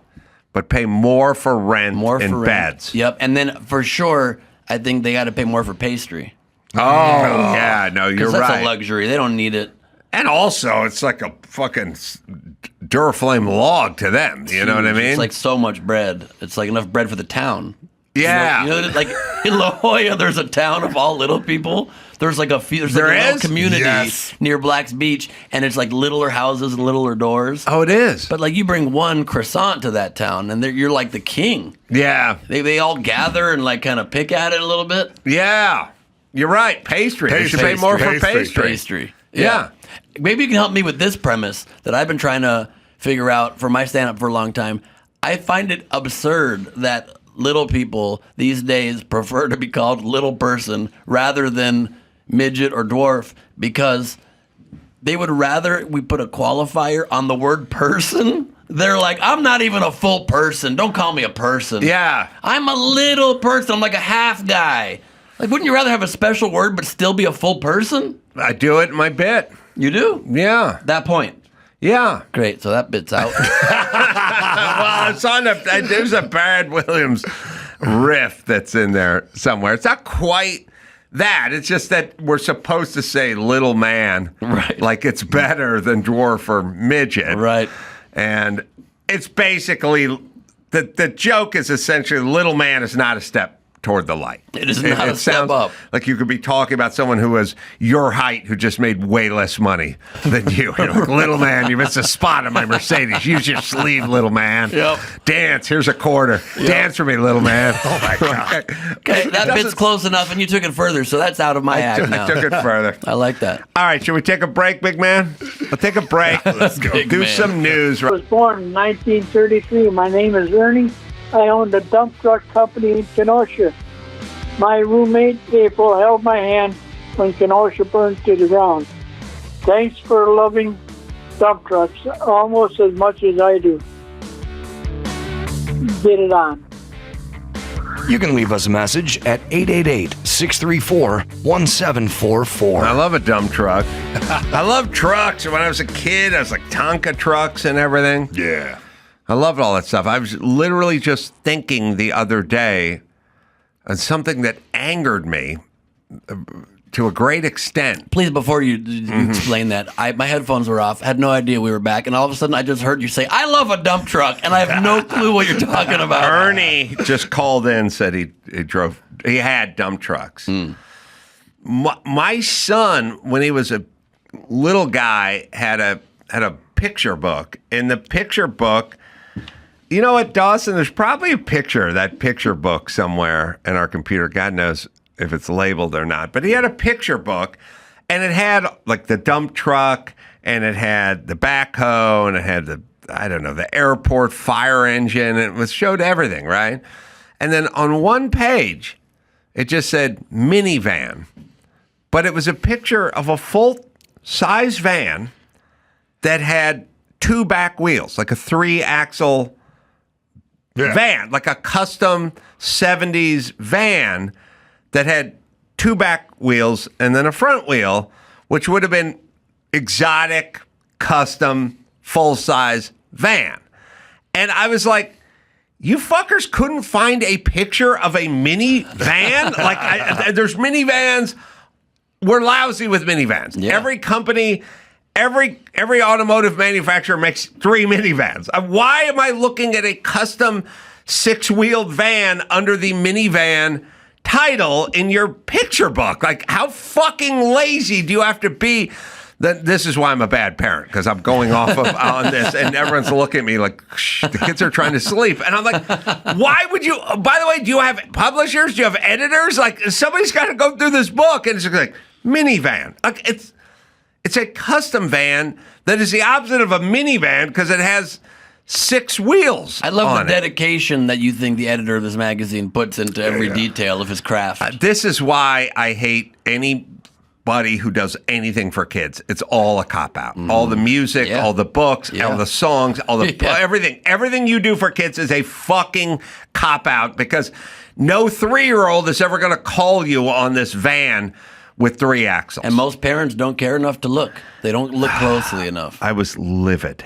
Livid, I tell you. Well, do you remember, this reminds me of a similar thing. When we were kids, do you remember like the Boys Life magazine? Oh, yes. And then the back page was these ads for these like crazy products. And one of them was always like for like $19.95, you could order the parts for a flying tricycle. Yeah. It was I know like a guy who did it. You do? Yes. It landed in the parking lot. Yes. Wait, it worked? Yes. What do you mean it worked? He did it. How? Are you talking about the hovercraft? Yeah, the hovercraft. Build your own helicopter. Yes. What do you mean? We still don't have flying cars now. He did it. And it flew? It flew. With him on it? It hovered. With him on it? It hovered. That thing. Oh, I that haven't thing. seen that in so long.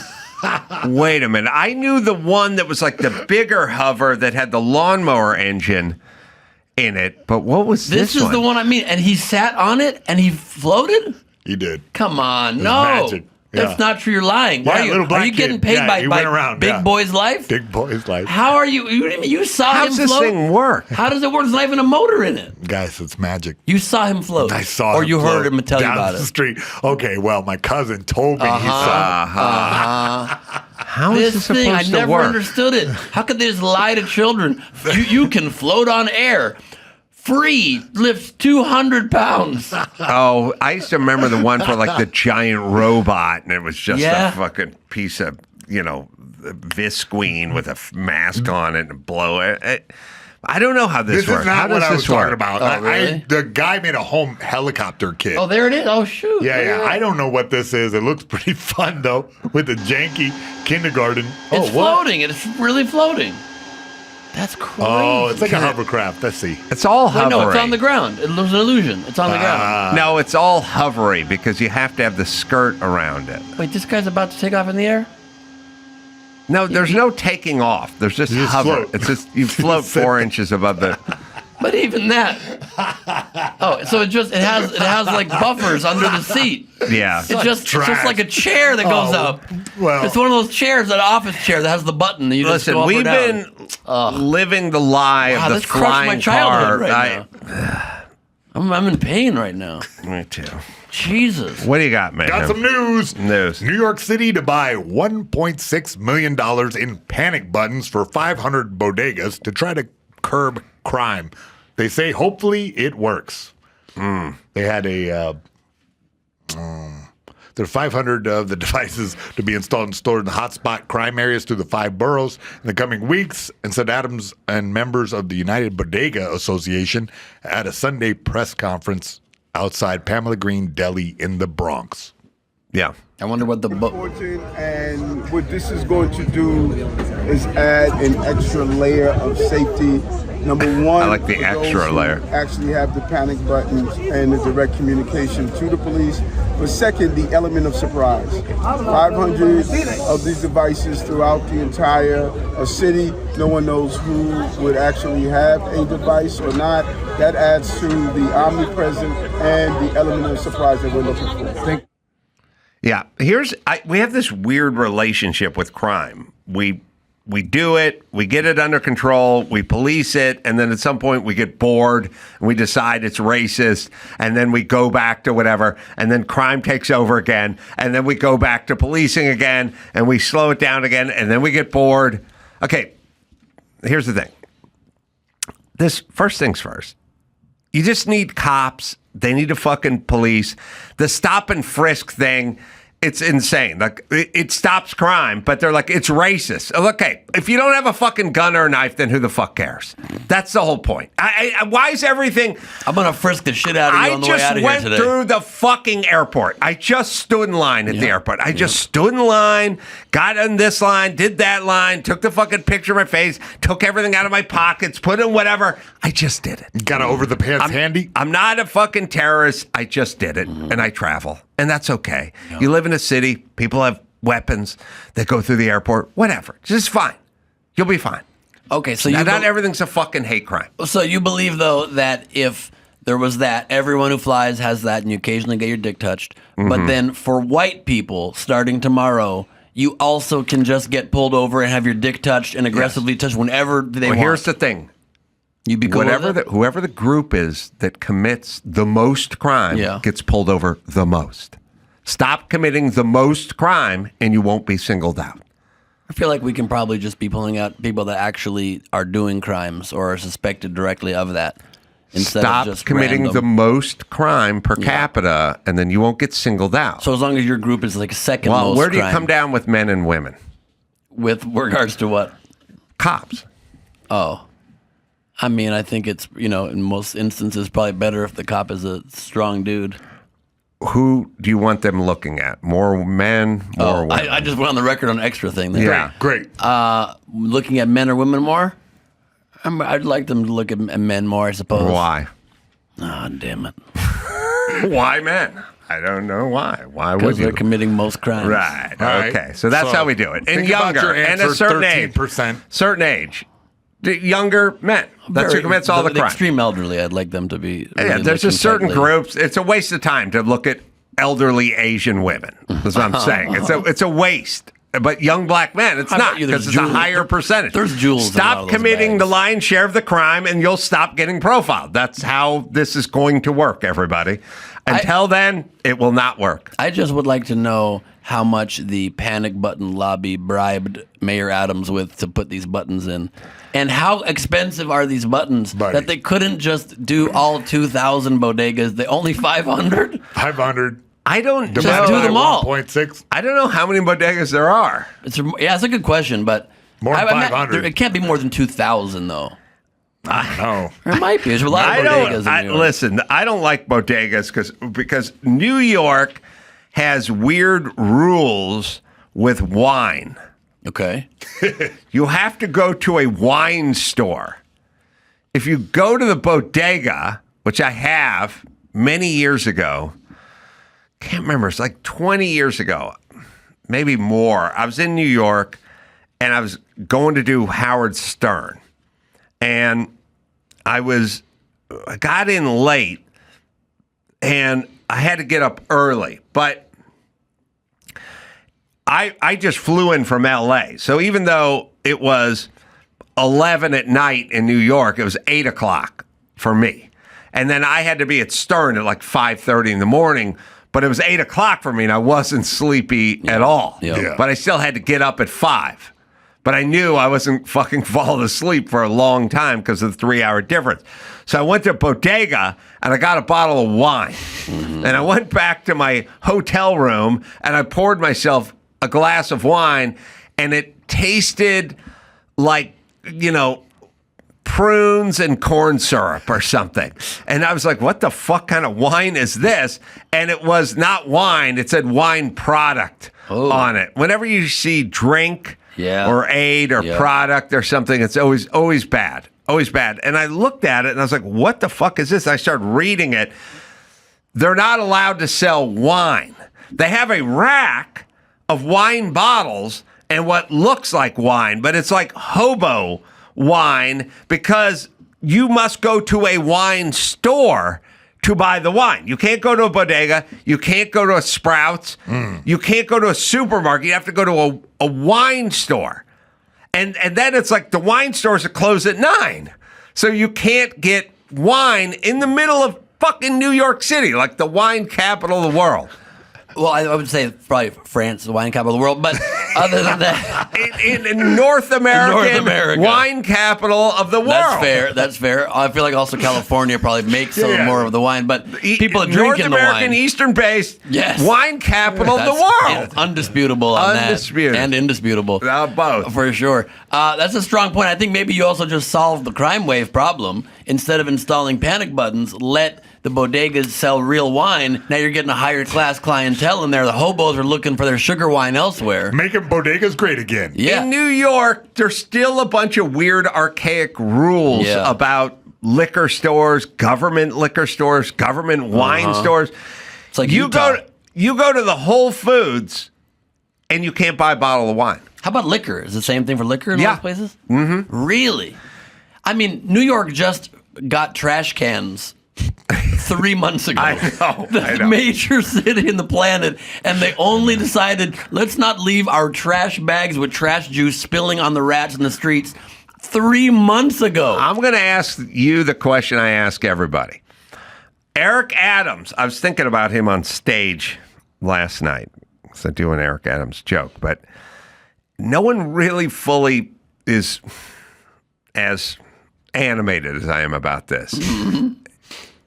He does a thing, I think it's a black guy thing, because Chris Rock does it, the miniature diamond stud in the ear. It's almost microscopic, like Chris Rock does it. It's a microscopic, it's a diamond half, the size of, I guess, would be like the tip of a pencil or something in his ear. And I'm like, why? What are you doing? Are we doing this or are we not doing it? Like I get the NBA baller who signed a big fucking contract and now has 7 carats hanging off his ear like he's back. I get that. What's with the micro stud? Chris Rock does the micro stud. Eric Adams does the micro stud. I don't know what you're trying to convey. Most people don't know what I'm talking about because they can't even see it. So what are you what you get up in the morning and you go, where is my diamond stud that no one can see? And I need to put that on before I leave the house. You can find Eric Adams. You can find Chris Rock. It's a micro. Why? What is it? Because they want to let the world know that they're wealthy and that they don't like jewelry. Why are you wealthy if you afford 1/16 of a carat worth of diamond? If I worked at Taco Bell and was getting engaged, I could afford that on a ring for my honey bunny. Why? It's a micro stud. What is it? It's a really good question. That dude behind them has the same thoughts. His is bigger. There's a dude behind him going, where's that fucking micro? It's a great question. What is Chris Rock doing with his micro stud? It's a great question. I'm glad you like it. Why? Do you want a diamond or don't you? I want to chat GPT this. I wonder if it has an opinion because It's a great question. I can't really think of it. I can think of an answer for most things, but it really is weird. Maybe they just think it's classy. It's so they don't want a big piece of bling, but they like a little diamond. Maybe if you're trying to keep the hole open. Yeah, no. On the weekend, he rocks the chunkies. Maybe I've never seen. I've only seen the micro stud with him. Yeah, because he never Chris went to Rock Earth, Wind, has and Fire with him. Chris Rock has a micro stud as well. So what is it? Yeah, I don't know. What are you saying to the world? What are we saying? I mean, you've stumped me. I already said several times I have no idea. I don't now know more than I did a moment ago. I can't. I don't know. I think they just want to have a little bit of bling, but they feel like they're classy bling. That's what I think. I'm going to call Rampage about this. I think he has. Ask Rampage about it. I think it's classy bling. They want to show they have a little bit of bling. They're a little bit youthful still, a little hip hop. Are you picturing Chris Rock's? Yeah, no, I can see. I know exactly what you're talking I think about. exactly. Yeah. I know what you're talking about too. Oh, he's going both ears on that one, Chris. Yeah. Right, but what I'm saying is like when Chris Rock goes into a Winchell's to buy a donut, you think he just gets a quarter donut and leaves, or he gets the full fucking donut? Like, Right. What are you doing? Why don't we have a full? You have all the money in the world. Where's your ring? And why Where's your risk diamond? getting robbed for such a tiny thing? Also, it's like it's not even a big part of your look. It's not even changing your vibe that much. I would say most Americans have no idea that Mayor Eric Adams has a earring. Right. I just see it because I have hypervigilance and it bugs the shit out of me. Yeah. So I don't know what they're We doing. appreciate you looking out for us. Thank you. I'm though. looking out for you. That's Yeah. really nice. Mhm. Do you think it affects the way people, those who do see it, do you think that affects how seriously they take him as a mayor? People don't like some of the thoughts I have, but he's also one of these multi-bracelet guys. I'm like, once you become mayor, take the fucking bracelets off. Yeah. And the earrings off and just fucking do your job. So I don't want all the bracelets. Should Fetterman be wearing pants? He's got to be wearing pants. Yes, You gotta wear abso-fucking-lutely. pants. You gotta wear pants. He's wearing shorts to the inauguration. He's wearing shorts in Congress. I It's thought he really was sponsored strange. by REI. He probably is. They're He cargo gets ear pants, at least. pierced No more after DEI, winning. but lots of REI in this country. Yes, he should wear a fucking suit. He's got to wear at least pants. He's got to wear Start with pants. Eric Adams. That's him getting the earring right there. He's got an earring. It's very interesting. I don't trust him. I don't know. like Maybe it. they're like sending messages. Is there a chance that it's like some kind of a transmitting device and people are telling him what to say? I hope so. Maybe that's how Chris Rock remembers his material. The globalists are telling him his material. That's right. It could be that. Yeah, Chris Rock remembers his material because he does this setup 7 times. True. Women be shopping. They shop. They love shopping.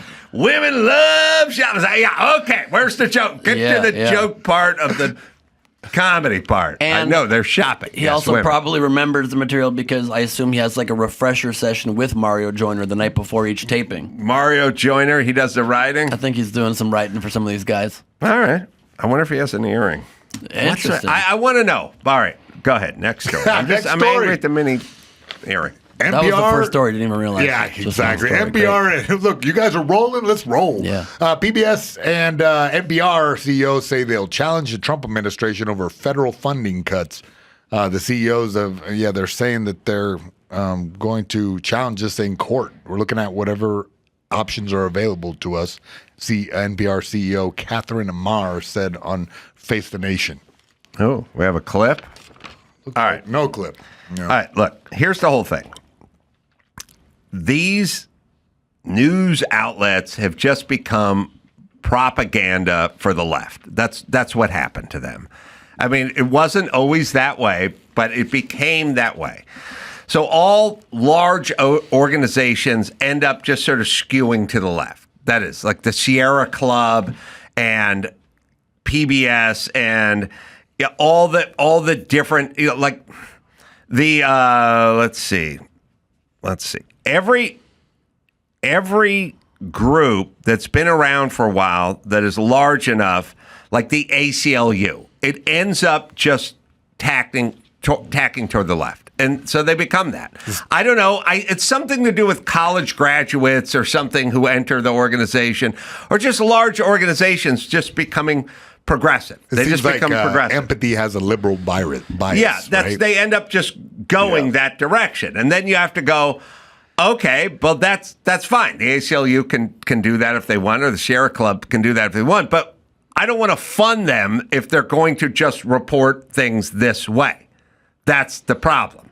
So then you get into a thing where it's like their news, and their news that reports on what's going on, except for they don't think Hunter Biden's laptop is real, except for they do, but they want his dad to be elected, so they're not going to report on it. So now we're in a weird conundrum as a country because we're like, well, should we be funding these guys that only service one party?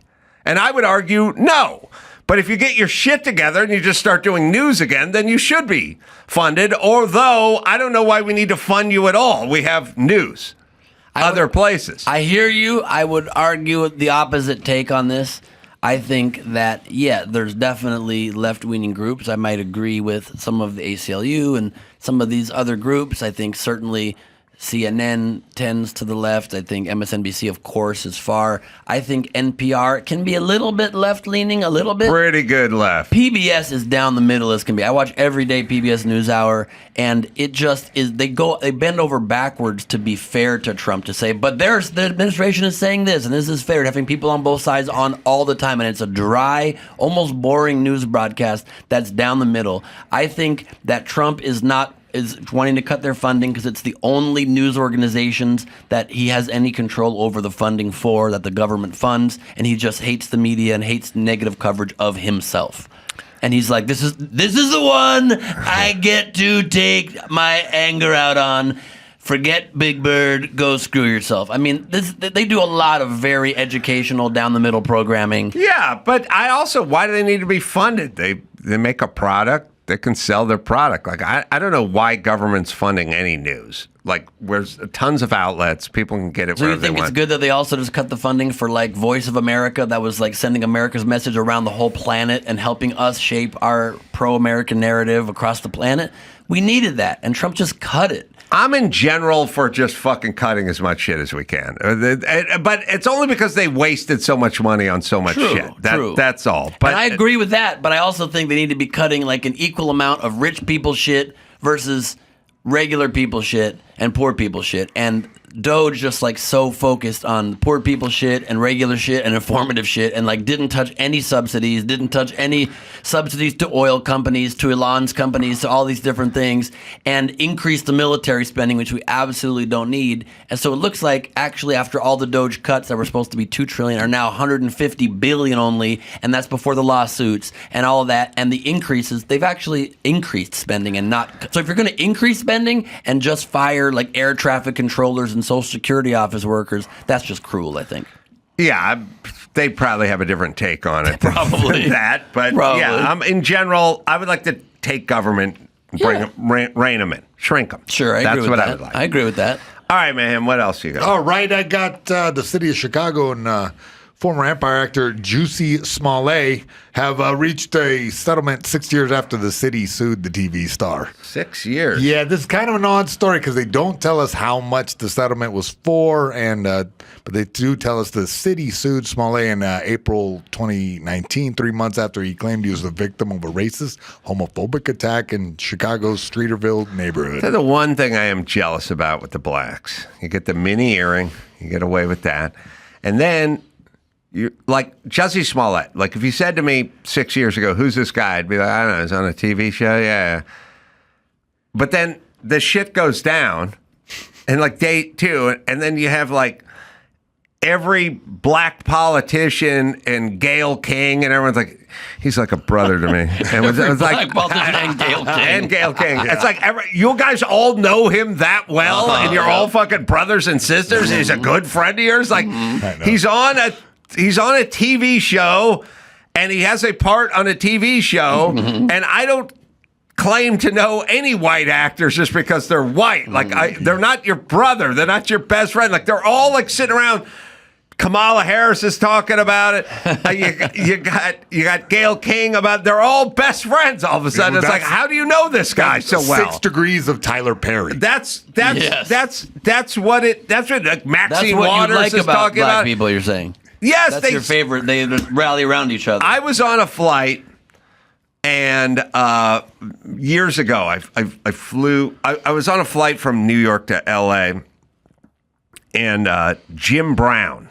Yeah, was on. Sweet. Legendary. Hell Jim yeah. Brown's on the flight. One of the great actors of our time. The finest Dirty Dozen, and that was it. And Tommy Davidson, like the 12th lead in Living Color or something, is sitting like next to me. And Jim Brown like comes on to the flight. And I'm like, I like football. I'm like, oh shit, it's Jim Brown. There's Tommy. They're hugging. Him and Tommy. I'm like, you don't know him. You don't fucking know him. You're Jim Brown. This guy's not an unfunny comedian. What do you even know this guy for? Why are you hugging? Because they're in the club. Yeah. You know, they're hugging it out. And I'm like, I don't do that. It's like Henry Winkler walks on. We meet Hubbard like hugging Henry Winkler. I don't know him, you know? Yep. We can admit we don't know each other. You know what I mean? They all knew Jussie Smollett. They're all great friends with him. This was a tragedy. When you attack him, you attack them. It's like it was all.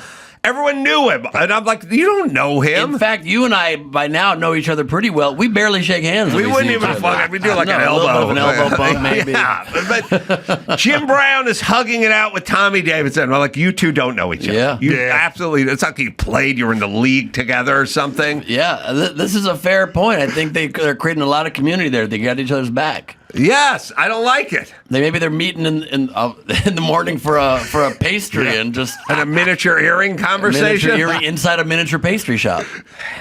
But also a miniature earring inside a miniature pastry shop. It looks like a really good size earring. Brad Williams would pay more for earrings. 100%. 100%. Yes. 100% more. He's getting let off for earrings. Absolutely. Because he'd look like a baller with Eric Adams' miniature stud, wouldn't he? If Brad put a full-size diamond earring in his ear, he would just like immediately anchor to the ground. He'd walk in circles. Tear it off like Reservoir Dogs. Remember when the earring would connote whether you were gay or not? Yeah. In the left ear, I think. Is it the left? Left was I gay. miss that was the nice. earring. That was a great time. I miss the bandana in the back pocket. Oh, that was a thing? Oh. What did that mean?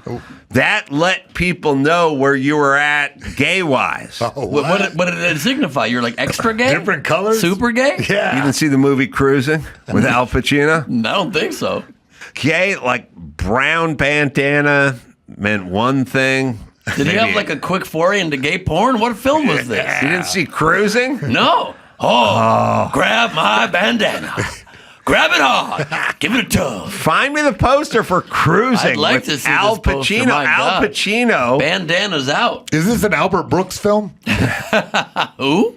Al Pacino was an undercover cop in like New York and had to infiltrate the gay bar scene because there was killing, there's murders going on, and he had to go gay to infiltrate the gay scene. I love his big speech in that film when he walks in and he goes, "You didn't see who killed him because he had a great ass." Oh man, look at that poster. Wait, somebody, this is not the poster. Find the fucking. This is a made up. Two hands in the air, grabbing for Al Pacino's like very YMCA cop body. Yes. I am telling you, he did a full leather homo move. Wow. Yeah, like what year is Cruising from Al Pacino? I'm about to come. Yeah, I mean, it was like 81 or something. Yeah, look this up on Mr. Skin, will you? Well, look at that. He's committed to that character. Oh, yeah. Where's his Also, is he mustache? being touched by himself? It looks like there's another dude. Another Pacino there. And they were saying stuff that I was like 16, and they're like, hips or lips? And I was like, oh, God damn it, I got to take a shower. What does that even mean, hips or lips? Bang or do the math. Okay, I got it. Okay, I got it now. I got it now. That's fair. What year also, was the director told every background actor, make the most gay mid-sex face you can make. Yeah. Freddie Mercury's on fire back there. Yeah, he is. My goodness. What year is that? 1980? 1980, I think. 1984. I'm also trying to work. Here's another joke you could help me with. Yeah, please. I'm always trying to work this one out. I've never been able to do it. Freddie Mercury. Yeah. He was like, it's the 70s, and like I want to come out. I want people to know I'm gay, but I can't really come out. But I'll start a band. I'll call it Queen, Right. and then people will know. And then people are like, but that guy gets a ton of tail. And he's like, I know. I'll do a big overbite. I'll grow a funky mustache. I'll wear like a hat and a tank top, and I'll strut around like everyone will know I'm He's gay. like really trying to send the message. And everyone's like, God, man, that guy probably pulls a lot of hot chicks, you know. And then at some point he's like, all right, fuck it, I'm just getting AIDS. I'm my God. I'm so fucking tired of trying to convince you guys. I'm just getting AIDS, and you can just figure it out yourself. I think the joke is there. It's I think there. it's already there. It's already fully formed. That's the delivery Fully right formed. there. And then maybe the last step is like, and then still people don't believe it's like, I'm gonna die of AIDS. I'm gonna die of AIDS. Die of AIDS. What's Then they're it gonna really take gonna to know. convince you guys. Yep. All right, we have the trailer for Cruising? Also, I love that you believe an overbite signifies that man is gay. It helps. We need sound. Sorry. Oh, I'm excited about this. There's Pacino in a dark hallway. Go undercover. Wait, start from the beginning. Sorry. Pacino cruising for undercover tail. It's like I hung out with Lou Reed for 3 weeks so I could learn the role.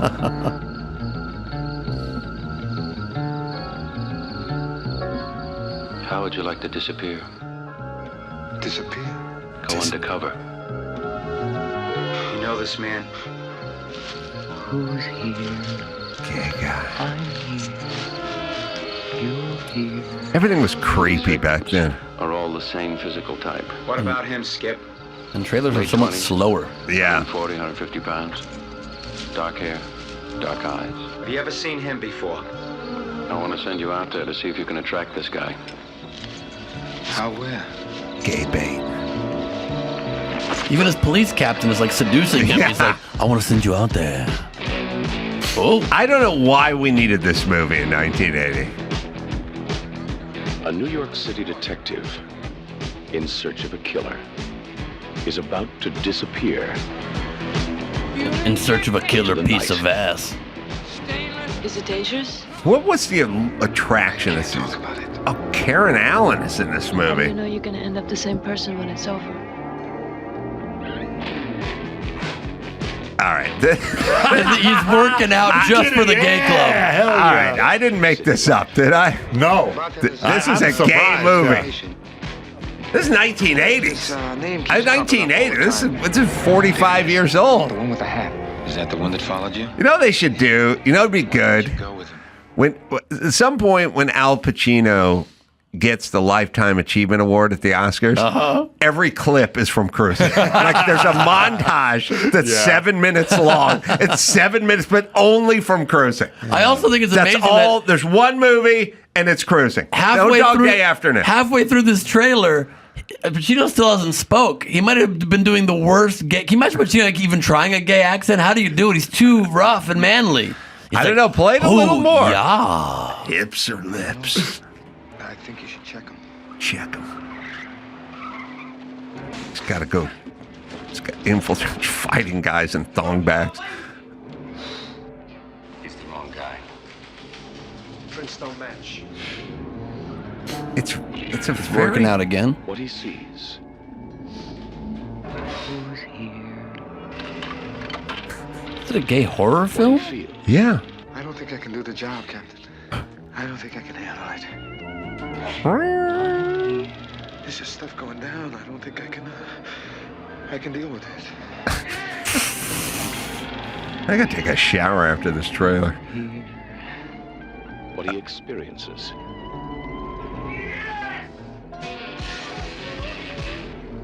What he discovers.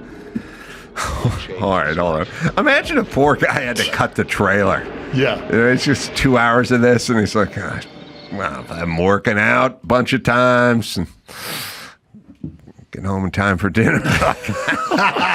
Keep having him work out. So he also like seems uncomfortable, the editor, with the premise. He's like, all the clips are like, I don't think I can do it. And then he's working out again. Like, please take me out of this gig, Captain. Is this the weirdest movie ever? I can't believe this is real. It's real. Yeah. But it's the only movie we're going to get clips from when he gets his Lifetime Achievement. When I was doing Cruising, I failed at my artistic peak. All right, let me tell you, I'm going to be doing stand-up. That'll be May 24th at the Stand-Up Comedy Club in Bellflower, California.